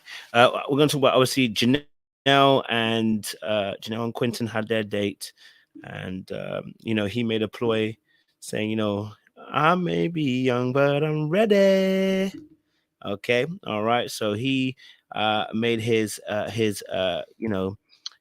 supplications and thesis to let her know that the young man is grown enough to take her on and show her that he is committed and wanting to give her the world. But before we do, we've got 678 people in this room who are enjoying this live, which means you guys are really enjoying the content. You're happy to see the super panel back together again once more. We've been away for the last 2 weeks. I think it's good to breathe sometimes, and so we want to get you guys liking the live. Okay, guys, if you haven't done so already, there's 678 people in the room. Press that like button right now. Let's get the likes up so we can continue this great conversation if you haven't done so. And if you haven't subscribed to this channel, what are you doing? You're here, but you're not actually here with us. Okay. All right. We want to see you more often. We want to see you again. Okay. So press that like button, but then share it and subscribe to the channel. And if you haven't done so as well, become a member. It's $1, £1, and you can join the membership. We have conversations every 2 weeks on a Tuesday night, baby. Okay. All right. Listen. Yes, Sean. I also want to make a declaration and a proclamation for this channel. So let us get to 100,000 subscribers by the end of 2023. And that way we can get our guy here the silver plaque that he so determines. And maybe that will bring him settle downdom in 2024 because he will be at an elite level. And perhaps that can motivate him to settle down a little bit, I'm just saying. The latter might be a plus, but I'll take the former. I was with you up until that point. So y'all go tell a friend that tells a friend that talks too damn much so they can tell all their friends. Come over here, subscribe to this channel. And then we can start a dating service for Kojo. Yeah, listen, they've been saying we need to start a dating service on the show. I don't know. Maybe we'll talk behind the scenes and see how we can do it, guys. It'll be kind of good if we can maybe do a dating thing for the men and women as well. I just don't want to be labeled that guy, but yeah, maybe if I get you all involved, then we all labeled that guy. So, by the way, what I mean? Yeah. Winter mentioned to me that she wants to get us involved. She wants to do a speed dating thing in DC, and she would love to have us be a part of it. And she especially mentioned you and your shirtless dancing that you are so famous trying for. To put you on the auction block, baby. So you got to bring your butt back.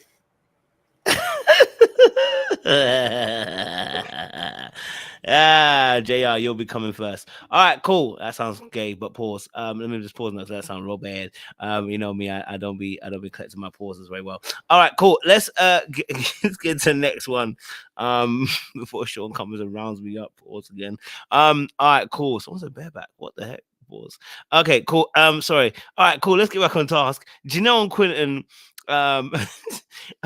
I may be young, but I may be ready to give you what you want. Okay. What's your thoughts on Janelle and Quentin at this point in time? He really was making his stakes and claims very clear. It's Janelle, and Janelle. What's your thoughts to this, guys? I want to know your thoughts on this. Someone talk to me. Who would like to take on this particular task first? Who haven't had first on this subject yet? Sean, I haven't heard you first yet, so go on. Okay, I'm gonna be ginger about this because I do not want any smoke from Janelle. I am in a healing phase, so I just, really, I don't have the energy to tussle with anybody, let alone Janelle. So look, I'm giving my opinion of what I see. I'm glad she made her intentions known and she realized. I think Janelle is very good at realizing, what is inauthentic or what is possibly going to be an issue. And their age difference is definitely one. And I do think that, listen, just like Chris 2.0 kind of says what he says, and the ladies are like, yeah, I think Quentin might be doing a little bit of capping, because to say that he's ready to move hyper fast into a relationship where Janelle is saying we're gonna have to have kids, and I'm ready to be married and settle down by the end of the year. I think you're asking a lot, ma'am. I think that is a lot, and I think she should really move around, because what you see is what you get, and if that's the energy you're feeling, and I don't want to discount Quentin. Maybe he is, but to me, I just see that as being a little bit, it ain't gonna work. That's my thoughts. And it ain't gonna work. It's just a mismatch. I'm sorry. I'm glad Sean said it. Oh, why Seaway? It was just, the whole thing was cap. I just didn't feel like getting up and getting my cap. I also don't believe that she believes it. You could tell by her body energy she doesn't believe it. I don't believe she wants him like that, because she already know what it is. You get to a certain point in life, you're not fooled by that nonsense. He at 34 is not trying to speed along and have a baby with her in the next 2 years. What's going on with him and Lee? That's what I want to know, because this is a waste of time. We all asking that question. That's all I want to know, because this is legit a waste of time. He did clean up nice, so he had the button up all the way up to here, had his glasses. He looked very sophisticated. Very mature. Saying all the right things. But to me, when you're saying all the right things, you ain't saying nothing truthful, because, and the fact that he didn't know that she was adopted, and she's even said that on the show multiple times.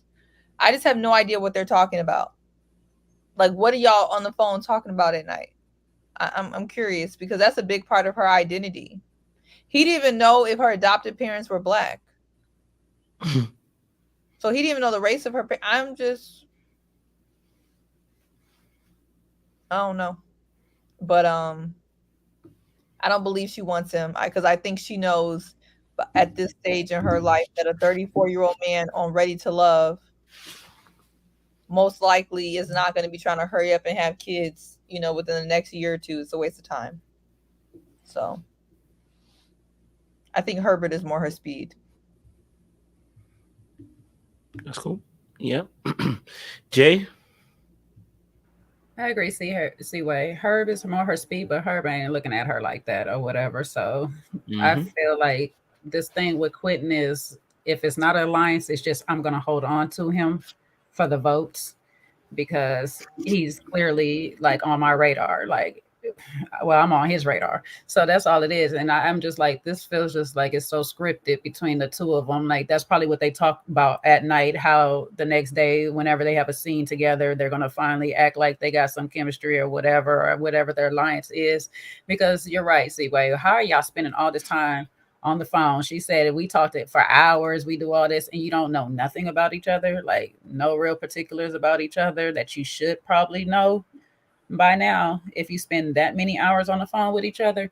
So either you're cap on that in the ladies' lounge, or y'all not talking about nothing of substance, meaning you have no real interest in this man and he has no real interest in you. And it's just so confusing, because he gets in the men's lounge and says stuff like, it feels like me and Lee already go together, but Janelle's my number one, my top. So it's like, excuse me, what? That don't even make sense. Make that make sense for me. Okay, so it just really does sound like you're just keeping her at top for whatever reason, whatever hold she got over you. that you're gonna keep voting her up on the top, but you have a whole nother woman that you really, really feel like you're already in a relationship with. I don't know. They're just both, to me, everybody's just chasing somebody else that don't really want them instead of going for the person that actually wants them. Like Lee wants Quentin, Quentin wants Janelle wants Herbert wants Sierra wants, you know what I'm saying? This just was giving me this whole season. It's just everybody's chasing somebody else other than. So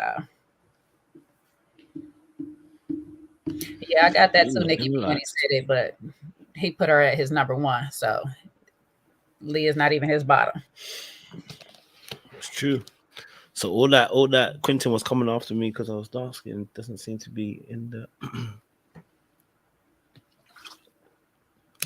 Would you look at that? The water tastes good. JR, go for it. Yeah, pleasant date, but I do think that Quentin was basically saying what she wanted to hear. I, like everybody else, I'm thinking, what happened to Lee? Like, that seemed like a good connection. Why is it not TV worthy? We haven't had much story about what's transpired between them two since the first couple of episodes.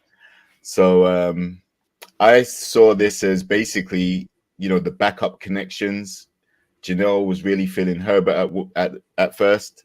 Then she slowly started paying more attention to Quentin because Herbert wasn't calling her back or whatever.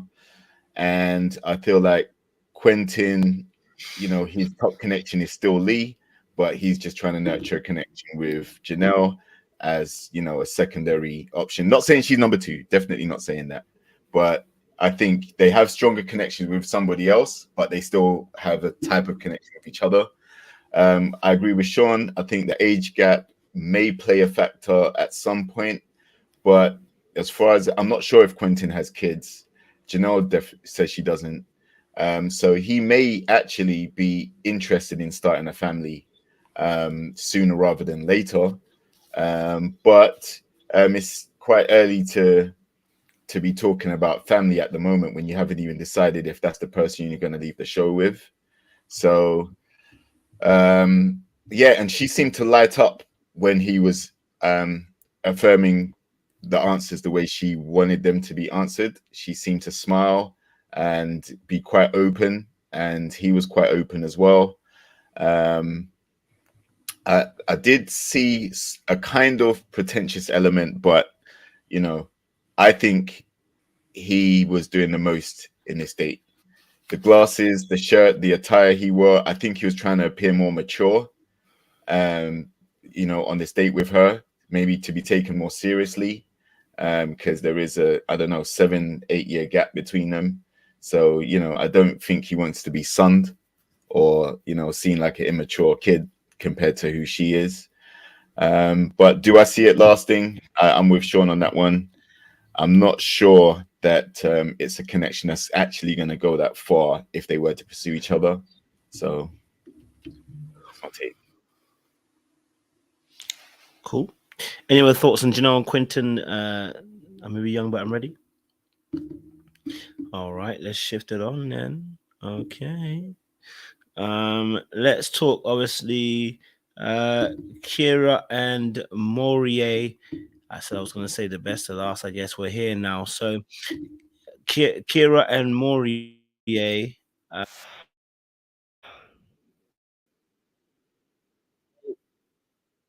And it turned into him. Oh, you can't hear me? Can you hear me? Okay, sorry about that. Yeah, no. Oh, sorry about that. Yeah, we have obviously KEYRA and Morier, and him basically saying, you know, hey, look, you know, I'm real blackity black. So just want to warn you. I want to let you know that I'm blackity black. And that turned into her taking it negatively, running back to the girls, and then telling them basically she was offended by that. But I want to get your read on this KEYRA situation with Morier first, and her adjacency to black culture and white women, as she said herself in her own words. I want to get your thoughts, and then we'll shift it then to KEYRA and Janelle's argument and beef after as well. So what's you guys' thoughts on KEYRA and Moria conversation. I guess that is going to involve also Quentin from last episode. What's your thoughts on that situation? Who wants to take a hefty, strong punt on that? I was going to look at me and okay, JR, because they looking at me like I'm crazy. Okay, I'll start the ball rolling. Listen, I think KEYRA is the type of person that throws stones and tries to hide her hands, but she lives in a glass house. So if you throw any stones back, then it's going to shatter that glass and break that house down, right? She's the one that's actually brought up the whole swirler or dating outside element to the show. She's the one that made the assumptions in the first place. And then, I do think Morier, I'm not sure how pro-black he is. I'm not saying he has to be, I'm blacker than black and I'm black, you're type black. But, he definitely seems to believe that it's something that he takes very seriously. Every day he goes out as a black man and navigates life and everything. And I guess he was trying to say, that's who he is. And if she is really interested in him, then that's something that she has to be mindful of and be very well aware of it. Make no mistake, he's definitely for the culture. Now I think she is hypersensitive, and she did mention about Janelle being snarky. I think some of the things that she's done have been quite that level as well, because to prejudge Quentin and his dating preferences the way she did, and then again to go back to the ladies' lounge today or in the last episode and start talking about the same kind of thing. I can definitely see why Janelle called her out on it, because it's smearing people's names. And you might have a cute, quirky personality, a cheerleader affect, but it's not cute what you're doing, really. There's some shade in there. So yeah, definitely don't think they're a match. She says she's white aligned more than anybody else. That's one of the things she obviously prided herself on. She wasn't pressed to say that. She decided to disclose that information. And since she's disclosed it, I can actually see it, and it's not a slight to her, because maybe she has grown up around people of a different ethnicity. Most people have. We live in a multicultural society in many cities now. But I think, the name that she uses, KEYRA, being her middle name and not her real name, there's a few other things that just don't add up to me, why she would be so strong against Quentin for his dating, what potentially she thought was his dating preferences, when I get the impression that she would quite happily date outside her ethnicity too, and she'd be quite comfortable doing it and probably has done it. So, for her to be so triggered by what Moria says, it just kind of made me see like she's very flimsy. Like whatever argument she's trying to bring, I'm not really feeling it. There's no justification. If he's not your type, he's not your type. But don't, get mad and try to throw shade on the guy. Just move on. And I don't think there's any other connections there for her either. So, she might be going home soon. Yes, Steve, go for it. So I got a chance to look at most of the interview, and I've seen other people's thoughts on this, and this is kind of where I come down to this whole situation. KEYRA's issue is what a lot of people have when you enter either a public space or you enter particular spaces that are foreign to you without having a solid idea of self. And I think some of the things that she has said, and she kind of explained this on the interview, like, I'm the closest thing to white.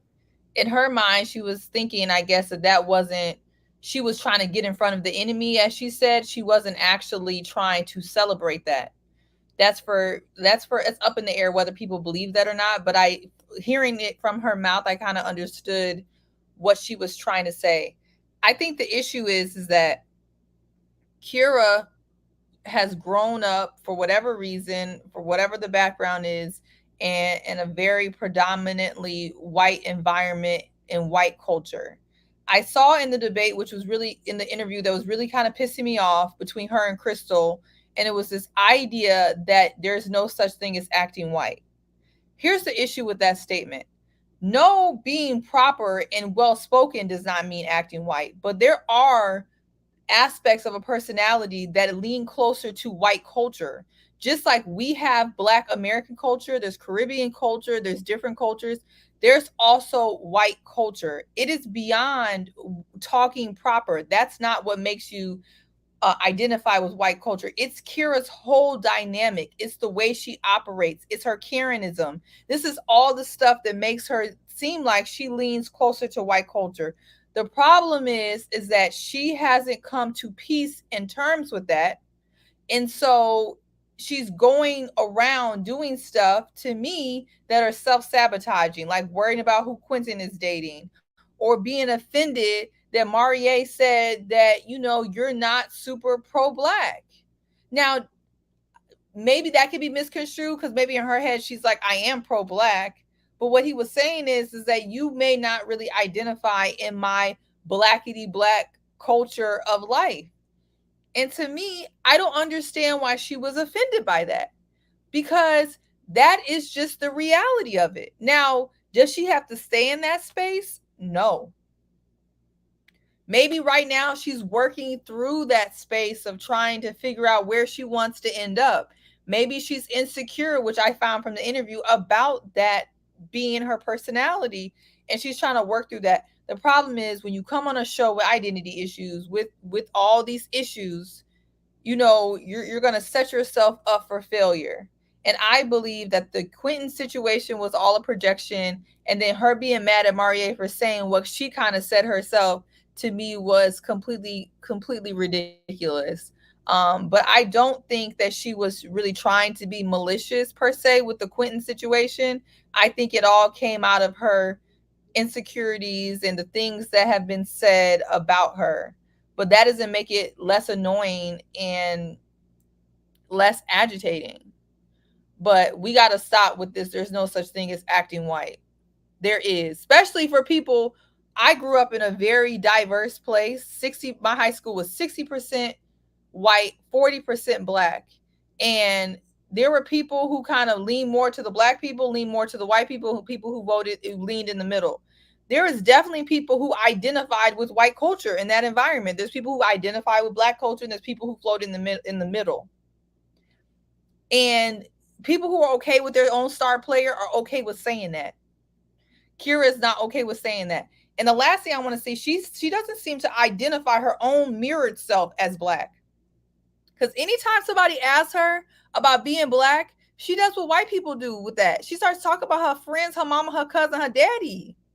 That to me is not a normal reaction for a Black woman in America that identifies as being Black in Black culture. That is not what we say when someone talks about, hey, Jay, you know, what is your Black experience? Well, my mama Black. You wouldn't say that. You just wouldn't say that.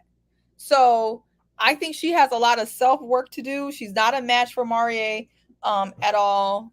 And I think he should hold his ground, and as he did about what he said what he said, and there's a reason why he said it. And she should not be offended at him or nobody else. She needs to go figure out, you know, her own situation and her own identity crisis that she has. So I know that was a whole dissertation, but I've thought about this a lot, and that's kind of where I come to with this situation.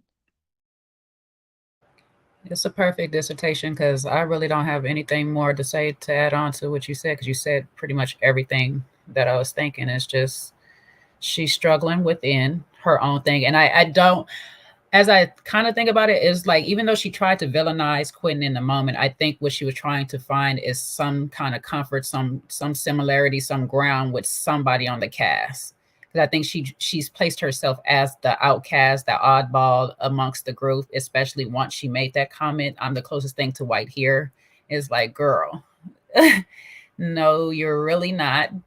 but in some regards you are, because you're being raised predominantly around white. You've been in white society. Like being a Dallas cheerleader, it's a very hard thing to become, and very few Black women make it on that team. So I get the whole structure of your being and being in these spaces, and you've code switched so much that you cannot turn it off now. Every now that you're in a Black space, you don't know how to just come back to your Black side without saying, well, I have Black cousins, I have Black friends, I have this or whatever. It's like, we don't need that. We know that you're Black. You're obviously Black. We don't need to know that.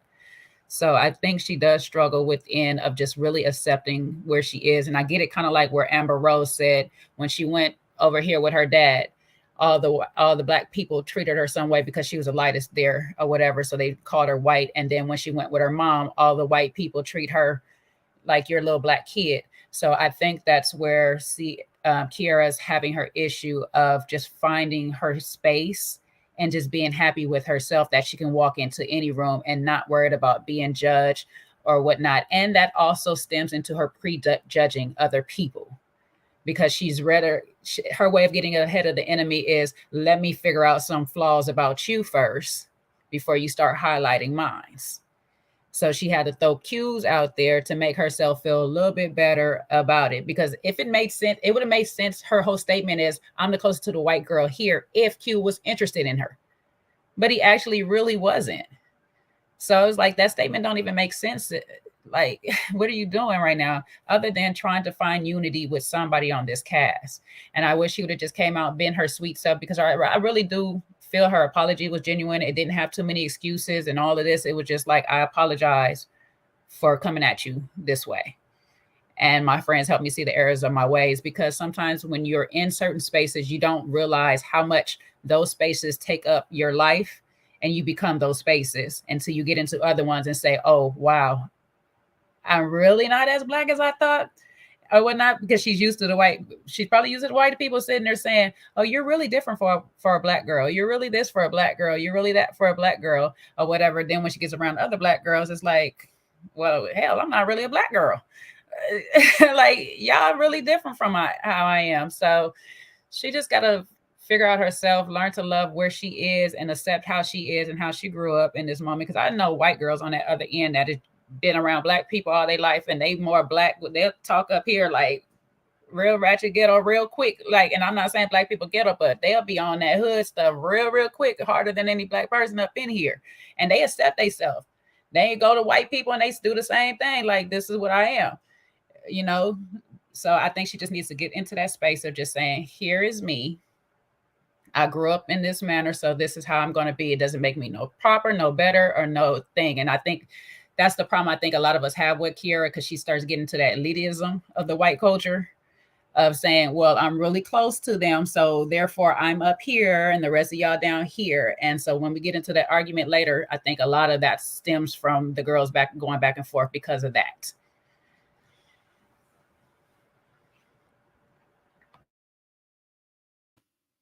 Points. Sean? Yeah, I think we're all on the same page about KEYRA.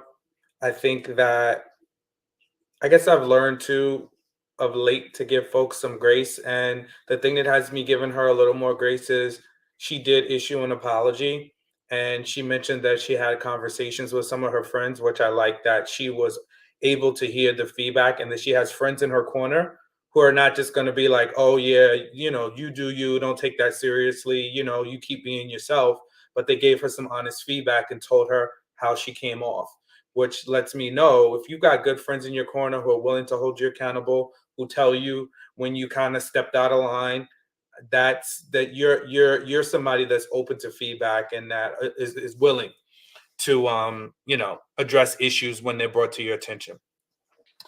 But that being said, I think this notion of Blackness it becomes a very nuanced conversation. And look, I'm going to give her grace, because look, being Black in America ain't easy. And we see that. So depending on where you were brought up, what your surroundings were, the environment that you're brought up, your parents' philosophies, that all is going to shape you. So people have a feeling, and this is something that many Black people struggle with, especially when you reach a certain level of success. You feel that proximity to whiteness gives you an upper hand, gives you, it's a little bit of a level of elitism that comes with that, because you have a proximity to whiteness. And then that's when you get the, Valley Girl speech, AKA talking white, and like just as Seaway was saying, is talking proper or speaking quote unquote good English, shall we say, doesn't make you white. It just makes you somebody who speaks good English, or you lean towards the closer end of speaking the English that we've come to accept as proper. But I think that Valley Girl speak, sometimes people feel like that's how they need to talk to differentiate themselves from their Blackness. And I don't think that and it comes from a rooted place, and KEYRA is on the browner shade, right? So that also comes with some challenges, right? So sometimes you may feel like you have to blend in, you have to be acceptable in order to be successful. And I'll end with this story that I had. There was somebody that I went to college with, and I went to a predominantly white college, right? And there was a young lady who was, very brown skinned, but we would see her, and there was such a small population. I think my college had about 10% Black was the population, and we all knew each other, right? So if we saw each other 5 years from now, we'd all say hello because we know each other's faces, because it was just that small of a population of us. But I said to say there was one Black girl, and she joined the white sorority, and she, her name was atypically Black, right? And she really went out of her way to distance herself from Black people. Now, if you happen to be in a class with her, maybe you would speak, but outside of that, she didn't come to the Black parties. She wasn't really, immersed in anything that was Black on our campus. She dated white guys, and to her and KEYRA kind of I see some similarities. And we gave that same girl grace. Some of my friends, we would just go out of our way to say hi to her, because it was obvious she was struggling with finding her place. And it's not to say you have to have all friends. Listen, I got friends of all color. But if you are struggling with having people that look like you in your inner circle, that tells me there's a little bit about you that you struggle with overall, your identity, right? And I don't know her story. I don't know why, but I think that we got to give people grace sometimes, but especially with her acknowledging it. Now, if she was being wrong and strong, I would give her a lot more smoke and say she needs to sit down and look in the mirror and realize why she is kind of coming off a little anti-Black in her sentiments. But I think she got it. She got some lessons. And, hopefully she just continues this journey. She doesn't need to be anybody different than she is, but she needs to take a look and say, like, why is my thought process like this, right? What is there about my experience being a Black woman in America that perhaps I thought was wrong, that I thought about and operated, and part of it needs to change, right? Because some of that stuff you need to evolve out of. You need to stop chasing whiteness as a dream and meaning that that's your tier of success. Being you, being who you are, your authentic self is all you need to be. And I'll land it there. Yeah. Good points, guys. Some really good conversation. JR started. Yeah, I started already, so I've said my piece. Okay. Well, I mean, personally, I think the apology was bullcrap. Personally, sorry to say it, apology was bullcrap, because she went at the end and said about editing. So to be honest, that whole apology got rinsed by putting editing. She should have said that in a separate post. You put in the same post as your apology, it rinses out that apology. So for me, the apology was bullcrap. She ain't sorry. I'll be honest with you. I think in reality, and I'm probably a bit more harsh on her, because you threw 2 Black men underneath the bus. In your uncomfortability, you threw 2 Black men. You put Mare and you threw Quentin underneath the bus, just because you felt uncomfortable, right? So that's why I'm not giving her a pass. Because if it was a Black man doing the same thing to 2 Black women, I'll be on his neck as well. I can't accept that. right? So yes, the apology was bullcrap because it had editing involved in it, right? The reality is you should have apologized not only to Quentin, but also you should have apologized to Morier too, because when you ran back to the girls group, you was like, I felt uncomfortable, and we know how that plays out whenever women run back to the girls group and start saying they felt uncomfortable about something that man has done, and in reality, all he did was talk about how he wants to be pro-black. So that is a Karenism behavior. You are scaring me. I'm so sorry you done that. You're scaring me. You ran back to the group to throw a little Karen behavior like, he made me feel uncomfortable. Well, nigga, what? Because I said I want to be pro-black. I'm now scaring you and you feel uncomfortable. That's like Karen behavior. Now, this is not now being about white adjacent. You picked up some of their traits and that's mad to me. I'm sorry, that's scary. So for me personally, I can't give you that pass.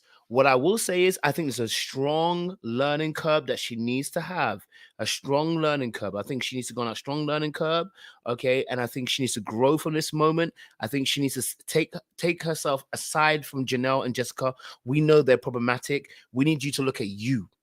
Okay, we need to look at what you have done, aside what they've been saying about you, what you have done. You are so uncomfortable in certain black spaces. It's making you almost kind of, as someone said it quite clearly, get ahead of the devil. Okay, so now what's happening is you're actually attacking people rather than actually saying, I should try and find a way to be comfortable in this space. Now, I'm sure if we start hearing more of her story and her background, she might have had a very torrid time being around black folk. And I will be happy to extend some empathy in that particular space and say, you know what, we understand where you're coming from. We understand this and then that. We still gonna hold you accountable because what you did on the show was throw two people underneath the bus. So you didn't learn the lesson the first time, you threw it the second time. And you had no reason to ask Quentin about the white girl comment because it originated originally from Leanne. And so why did you feel the need to take it upon yourself to go and say that to Quentin? Maybe you wanted somebody to also feel it as comfortable. Maybe you wanted someone to be in the same boat as you. We both like, white people here, you know what I mean? And now you switched it to, I'm all about wanting to marry a black man and da-da-da. So why did the conversation go about him dating white women then? You know what I mean? Like, what was the point? So I'm not, it's not a harsh one. It's more to say, I just feel like, KEYRA, I think, you need to look at that apology. I looked at it and I was like, please, when you start editing at the end, you've null and voided your apology. And, for me, that's what I would say there. So that's what I would say on that regard. But I do have empathy that being a black person, going through some tough times, just speaking from a black collective, being in a black place, being in places where you're very few black people in that space. I can understand how some people, in order to survive, can become chameleons. They take on their look of the environment in order to survive. And maybe that's the way that she learned how to survive in her environment. Maybe she's dealt with other black women in that environment who thought she wasn't black enough. Whatever it is, I don't know. I'll go listen to the interview and see if we can get a bit more information. I'll also reach out to her. Maybe we can get an interview and get some depth there as well. But I'll be honest with you, yeah, I wasn't buying it. The apology was shambolic for me. And she ain't really wanting to apply. It was more of a case of, guys, like, hear me out kind of thing rather than an apology. So yeah. Yes, Jay, did you want to say something? So, yeah, I ain't gonna lie. I didn't read the whole thing. I just read to the Quentin part and then I stopped. And I know she had a whole nother paragraph after that. It was a lot. And I just was like, I'm kind of over it. But I mean, in the Quentin part, that's what I accepted from her, that because she mentioned how she don't like to be prejudged. And that's exactly what she was doing, because that's what she did. She went on to the ladies' lounge and told the ladies that he only dates outside of his race before she even knew. And so that's where I had the most beef with her, is because you don't even know the truth yet. You're telling the rest of the ladies that this is what he is, only to go back and to sit there and say, well, you don't date white women. Okay, well, what about Mexicans? Like, you're just going to find something to pin on them to make yourself feel valid and correct in that moment, which you were ultimately wrong. And you should have really apologized. Like, well, I'm sorry that I went and told these ladies before I asked you that you do this and that and the third or whatever. So Yeah, I mean, there's some flaws to her, but like I say, I'm trying to look at it differently because last week I was giving her mad smoke on Sabrina channel or whatever for how she behaved or whatnot. And so this week I'm just kind of look at it coming from her perspective and her side. I can kind of see what she's possibly been dealing with all her life. Does not give her right to prejudge anybody because, like I say, when you do that, you take away your own blessings to get it to know a person for who they actually are, opposed to what your fears say they are. So I just wish that she didn't do that and that she wouldn't continue to validate herself with whiteness. Like, you know, you're a Black child that has been in white spaces. You're okay. You're fine. Like, it's not a privilege these days anymore. Like, the family's not going to move up because of it. So you'll be all right. And take them boots off. Exactly. Exactly. All right, cool. Let's move on.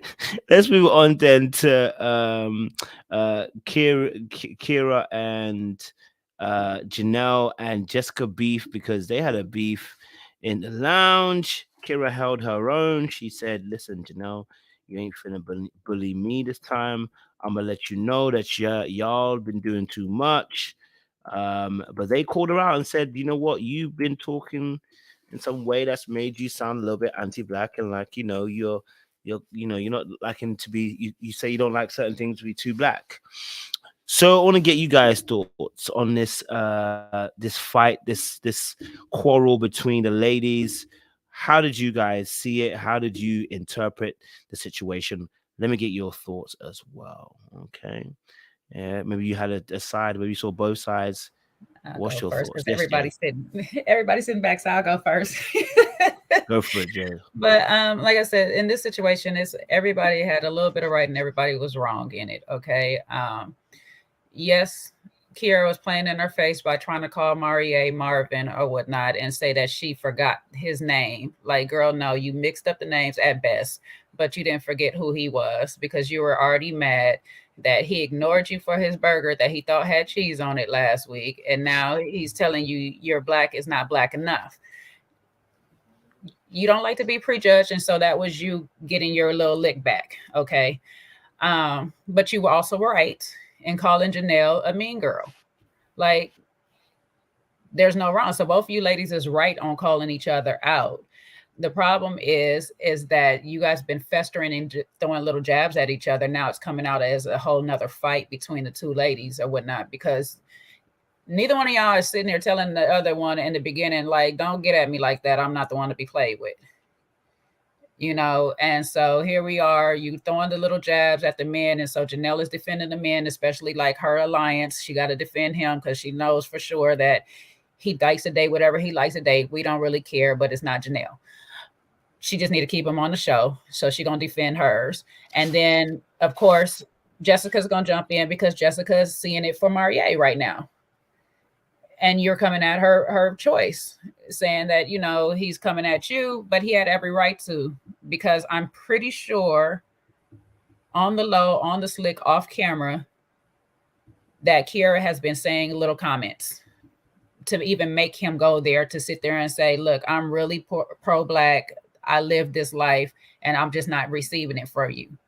She has made little slick comments. If you feel comfortable enough to get on camera and say, I'm the closest thing to white, I know you've said more things behind the off camera, behind the scenes. So all of you guys need to work on yourselves as far as your attitude, the snarkiness, the little jabs at each other. We already know that Janelle came at you about your purse and all this. So y'all was bumping heads and clashing from jump, and it just exploded.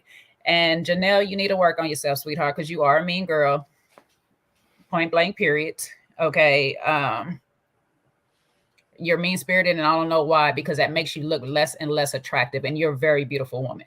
So I don't even understand why you have this competitive spirit that you have to down other women in the process in your wake, because it's not that serious. In this moment, I do stand with you because KEYRA needed to come down a little peg or two. But overall, you are definitely a mean girl, and you don't have a nice spirit about you. Quick question. Not to go completely off course, but was it on the date with KEYRA and Morier where he was talking about he wanted a woman that was healthy or something like that? That was on the improv date. Improv date, yeah. Yeah, that just made me think, and then she kind of ate him up a little. she was because they're giving Morier the Cadian. Who is it that was always eating? Somebody always had a rib. Cadian, yes, Cadian. That's Cadian. Yeah, she was. Every time we see him, he's eliminating somebody. He got that burger. Oh, they didn't put no mustard on my burger, And then he gonna fix his mouth to say. They definitely playing with him. I see what they're They set him up nicely. I'm sorry. I just had to laugh about that. And I was like, wait a minute, did I remember that? And then she was like, she threw him a little. She's like, okay, and how do you stay healthy, sir? And he listed all of the things he stayed healthy. That's why he made sure that cheese wasn't on that burger. He like, oh hell no, they ain't put the cheese. They put cheese on my burger. Hell no. I need calcium. They put that kale. The cheese, no. He like, don't put the cheese. The cheese stick. Because remember, he told her it's like there's some places that you work out, but it's just not gonna go nowhere. Like. What did he start naming some vitamins too? He was like, I take vitamin D, I take C's, and I take my multivitamin. Kale, so that's how I stay healthy. Minerals, gang. Bro. Yeah. He takes for that on his burger. Like he puts the tablets on his burger to eat that. It must be. And he was eating ice cream this episode as well. So I think I was like, why they got this man in the ice cream shop? Now they know. Yeah, like I think his mindset might be, one of us got to be healthy, and it ain't him, right? So, we all know that there's a I'm not saying he's done this directly, but you can't really be talking about weight and how healthy you are, when you're out of shape yourself necessarily, but also to women as a general point of conversation. That's something you want to avoid, just in case you say something that might offend.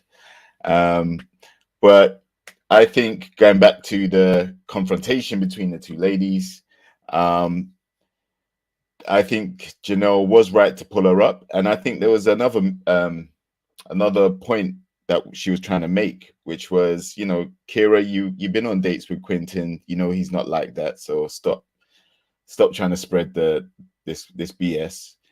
And then also, she had a date with Herbert as well, like a little cheerleading dance date at her house. She introduced him to a little pooch, and he got a toy for the dog or whatever.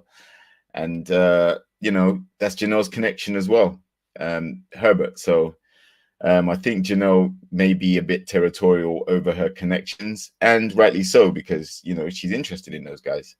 But I also did take note when Janelle said, you don't need to talk to me. I don't need to talk to you. I don't like you.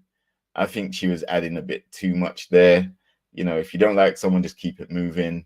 You don't need to necessarily be so hostile, because hostility, it's not really needed on this show, to be honest. You can air your differences and just leave it at that. But when you start beefing and, getting all heated like that, then it's too much. And I was actually surprised that Jessica was involved as much as she was as well. But, it seems as if KEYRA is calling out both of them for ganging up on people at certain times or rolling together and being quite mean about it. And I don't think they like being called out for that, So that's also going to incite some trouble.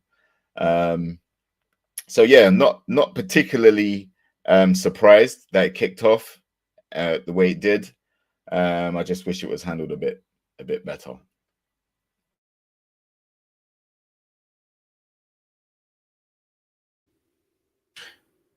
Any other thoughts on this beef between the three ladies, the warfare that happened? Yeah, I think, and I'm sure Seaway will chime in, but her quote from what's the guy's name? Bartise. Everybody's a little right and everybody's a little wrong is how I feel about this, because Janelle was definitely right, spot on, and calling out KEYRA. See, I jacked up her name. What is it again? Because every season I get somebody's name messed up. KEYRA. So see, I'm with KEYRA on this one. She might have just messed up Morier's name. No, nobody's going for it. Okay, maybe. She said she forgot his name. She didn't say she messed it up. See, there's a difference between y'all. But she called him Marvin. Didn't she call him Marvin? But she said she forgot his name, and that's why. And Marvin and Morier don't look anything alike, so there's no way she could mistake the two. There's a Marvin on this season? Yeah, Marvin's the BDSM sex guy. man. That's the sex dungeon man. That's the Gotta dungeon go. man. Shades of Marvin. Oh. Not you talked about you learned your lesson and you're done. Kojo, kick me off. Listen, I'm being honest. Marvin is the Dungeons Dungeons and Dragons. Whips and chains. Oh, okay, Mhm. okay. So, look, I done forgot. But I think that they were right to call her out and hold her feet to the fire. And she was right that they are a little snarky and they're a little mean. So I think they need to be called out to task as well.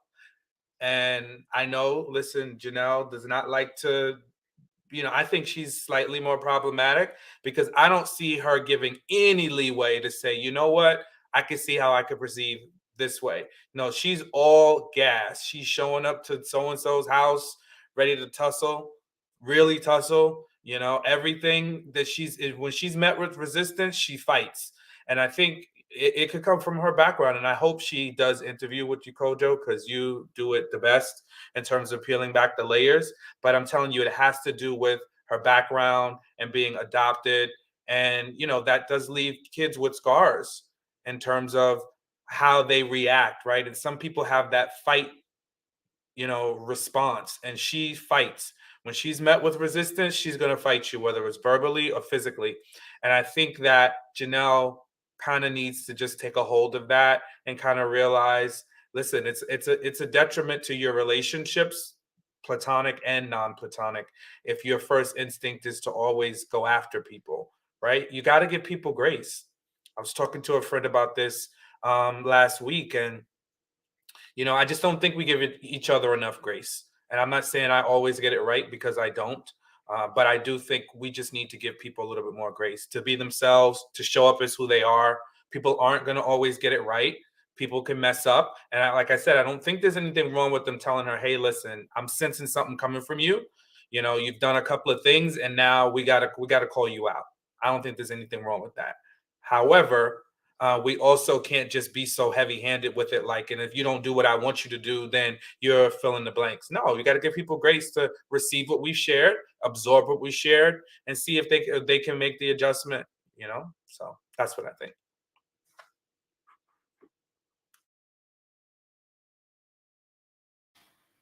Any other thoughts on the KEYRA situation yesterday? You want to say something? See where you're going? See where you're there?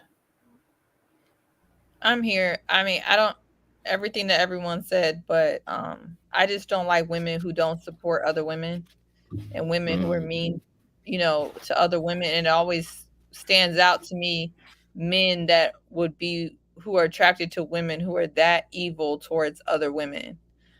Because those same type of women will turn on you at some point.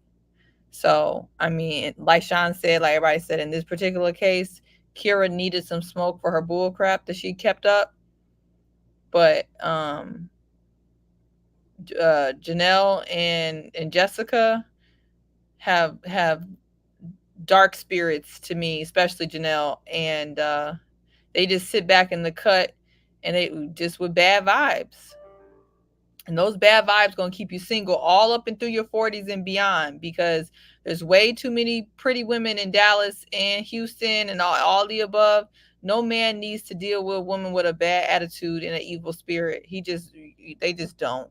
So that's what I got with them. Very dark spirits they got going on.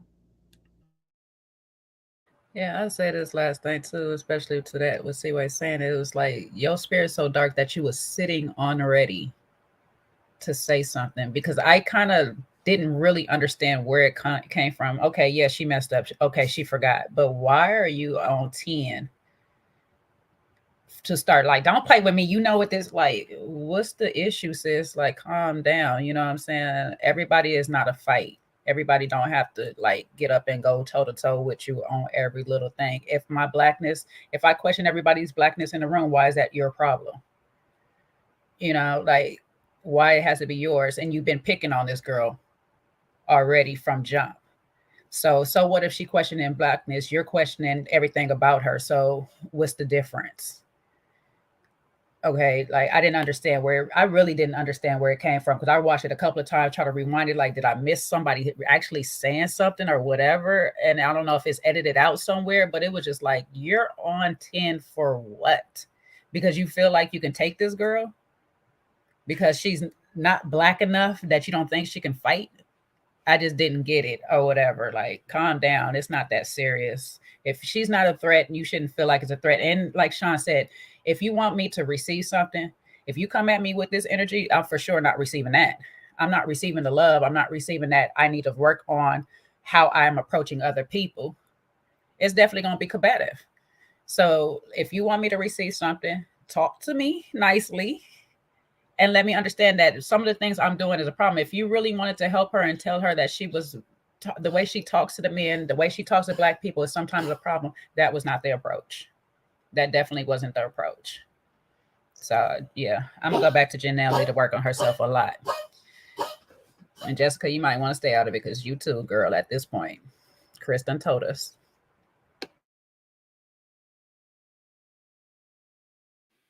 Yeah, any more thoughts on Trio and their beef?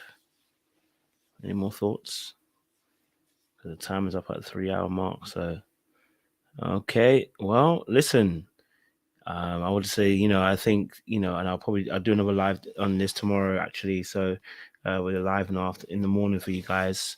But, I'll speak more about the KEYRA and the Janelle fight. But I do feel like, Janelle and Jessica were on it from the minute the get-go. I don't know what it is about KEYRA that Janelle doesn't like, but she's been coming at her for a little while. That was with the Red situation as well, with the bag situation. And even when she explained it on the internet about why she was saying about the KEYRA situation, didn't really make sense once more again. So there's something deeper aligning with obviously Janelle. But I'm not sure what that is in regards to KEYRA and why that's such an issue for her. Maybe she can explain that when she has an interview. Who knows? But Sean, give us a benediction because it's time and we've reached the end. Okay, well, we've had another episode, chock with some gems. I think we found some gems in the midst of the madness, right? About how we can take a look at ourselves and see who we are. And I think when we are our authentic selves, we are better matches and more ready for love, right? We think about Chris 2.0 and some of the struggles he had in this process. Dating and relationships are not copy and paste. They're not cookie cutter. You need to ensure that when you're getting to know someone in the dating process, you're not only giving them room to get to know you, but you are getting to know them, right? And we can't do the same things with everybody. We have to create unique experiences, as Kojo says, right? For each person that we are with, and each individual is different and deserves to have a unique relationship for themselves, right? We also see that love doesn't have to be a battlefield, right? We need to end these anthems, right? It don't need to be love and war. Some of these are beautiful songs, but they don't need to be our anthems for dating, right? We can't always be having our dukes up, our guards up in dating and relationships because it's just going to end in fighting, right? And that's not what we need. We need to learn how to love. We need to learn how to be our authentic selves, right? Don't chase an example of what you think to be great is, but be your own very great self, right? And whatever that is, how great or small it is, be the best version of you possible, and don't use anybody else, whether it's white, whether it's black, whether it's any other race, creed, or religion, to determine your greatness. It is within you. And then lastly, I will say, if you're always tussling and fighting with people, you need to take a look in the mirror. And if everybody kind of gives you similar feedback, as much as you want to continue to be yourself, right? You also need to take stock in what you're hearing in scenarios. And if you're quite often the common denominator in the midst of drama, then it's you. Back to you, Coach. Thank you very much for that, Sean. I appreciate that as well. As always, benediction sweet. Yes. Oh, you got some merch there, Jay? Go for it. You want to announce it? Nah, this ain't my merch. It's my friend's merch, Liz. But I was like, you can announce that's it the here. one. Yeah, like that's the one I had. I got gave the you. hat. So, let's I press. have the hat. Love y'all black, baby. Love your black you in. Love your Right. skin you in. Okay. Love the That's love the blackness that you are. You know what I mean? Yes, in all shades and sizes, baby. We love you all. Exactly, baby. Exactly. Well, listen, guys, we had over 700 of you guys come through. Clearly, you missed the gang. I need to be a bit more consistent with these lives again. So I need to get those Tuesday nights back up. So I've got some topics I have in my DMs, which I was taking over the course of while I was in America. I was just kind of propping them in. We are going for violence. Okay, so the topics will be violent. Yes, they will be violent. Okay, and they will be, causing a little bit of mayhem, but we always going to try and bring some education and some good conversation together. So Tuesday nights we'll be back. I'll have a poster up for you guys tomorrow when I finally notify what it is I'm going to do as well, so that Tuesday night we can be back to those conversations as well. All right. Yeah, listen, you know what, it's always been a pleasure.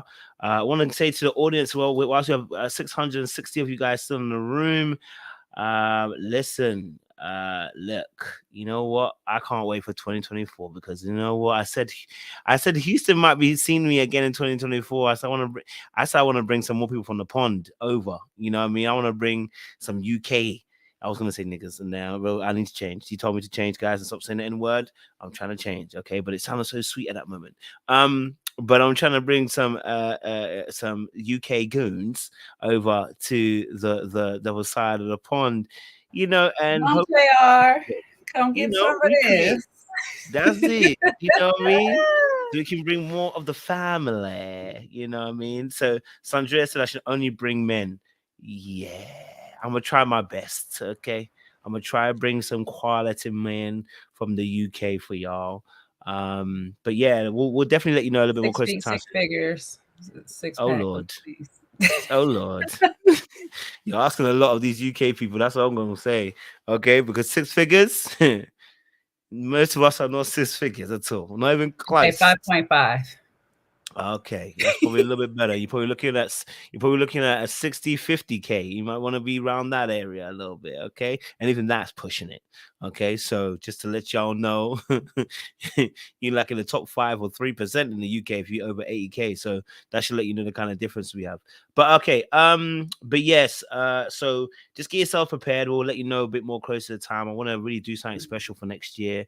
I doubt we'll be doing it in like 3 or 4 different cities. I think that was a little bit too much to do when you're trying to organize shows. I think maybe 1 or 2 cities, or maybe have like 2 or 3 nights. Maybe that might be easier in one space. You know what I mean? So I will definitely sit down with the team and we'll look out how we best to organize that. But I want to do it a little bit earlier than last year so that you guys have enough time to know where we're gonna be. But I'm just saying, listen, it's gonna be special. Okay, the panel, they know already. Okay, we now know. Okay, all right. So listen, audience, thank you so much. We appreciate y'all for coming through. We'll see you again. Well, I will see you again tomorrow, but we'll be back next week for Ready to Love, and then on Tuesday night, we'll be back for another enthralling conversation as well. Like, share, subscribe, click on that bell button for notification of the uploads. We appreciate you. And let me not leave you without a little video, because you know what time it is. Okay, let me leave you 2 of them because, like I said, Tuesday night gonna be a little bit carnage. I don't want peace. Let me give you the number 1. I want problems always.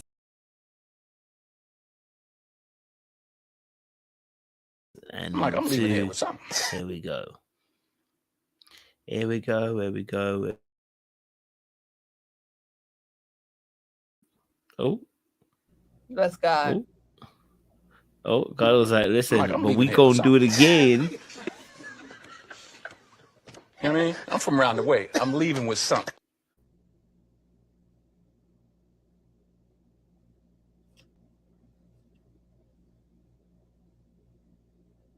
I don't know Yeah, what. please give him his something, PayPal this man so we can leave.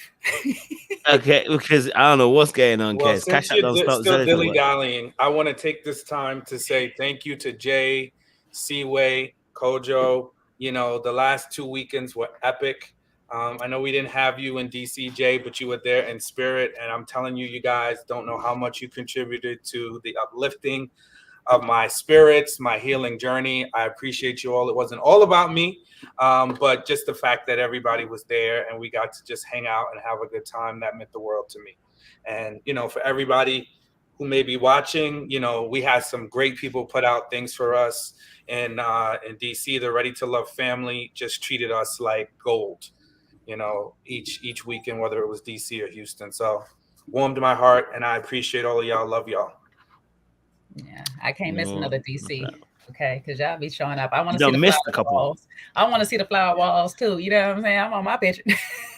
So does that mean now we have to? Does that mean we're adding DC to the? So maybe that will be our little secret one. I don't know, because you know, what I mean, if we invite everyone to still Houston, waiting for you to come to Chicago. That's crazy to me. that Shyrock. I have to beg and plead, and you about my. JR, I already know why you shaking your head, so you just that Shyrock. Not Chicago. Not Chicago. It's cold over there. And it's it's super cold right now. It's so cold outside. I'm freezing, JR. Is it hot? Is it hot in Chicago right now?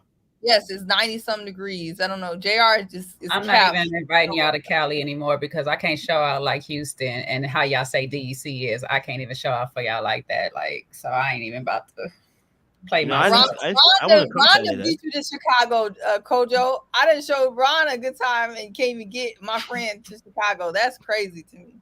That's insane. So for y'all, keep asking for Chicago. I don't know. Keep dropping it because this man, I don't know why what's going on. Somebody said don't do that. We'll be in Chicago. I'm thinking, we need to discuss maybe with some areas that we can look at and see how we do it. But maybe, you know, I definitely want to go to LA, but maybe not it might not be like as a invite everybody. It might be just, you know, the mini trip. You know what I mean? You know what I mean? Just I can do mini, but I can't do the whole like. Oh yeah, we're going up on a chicken shop again. So right.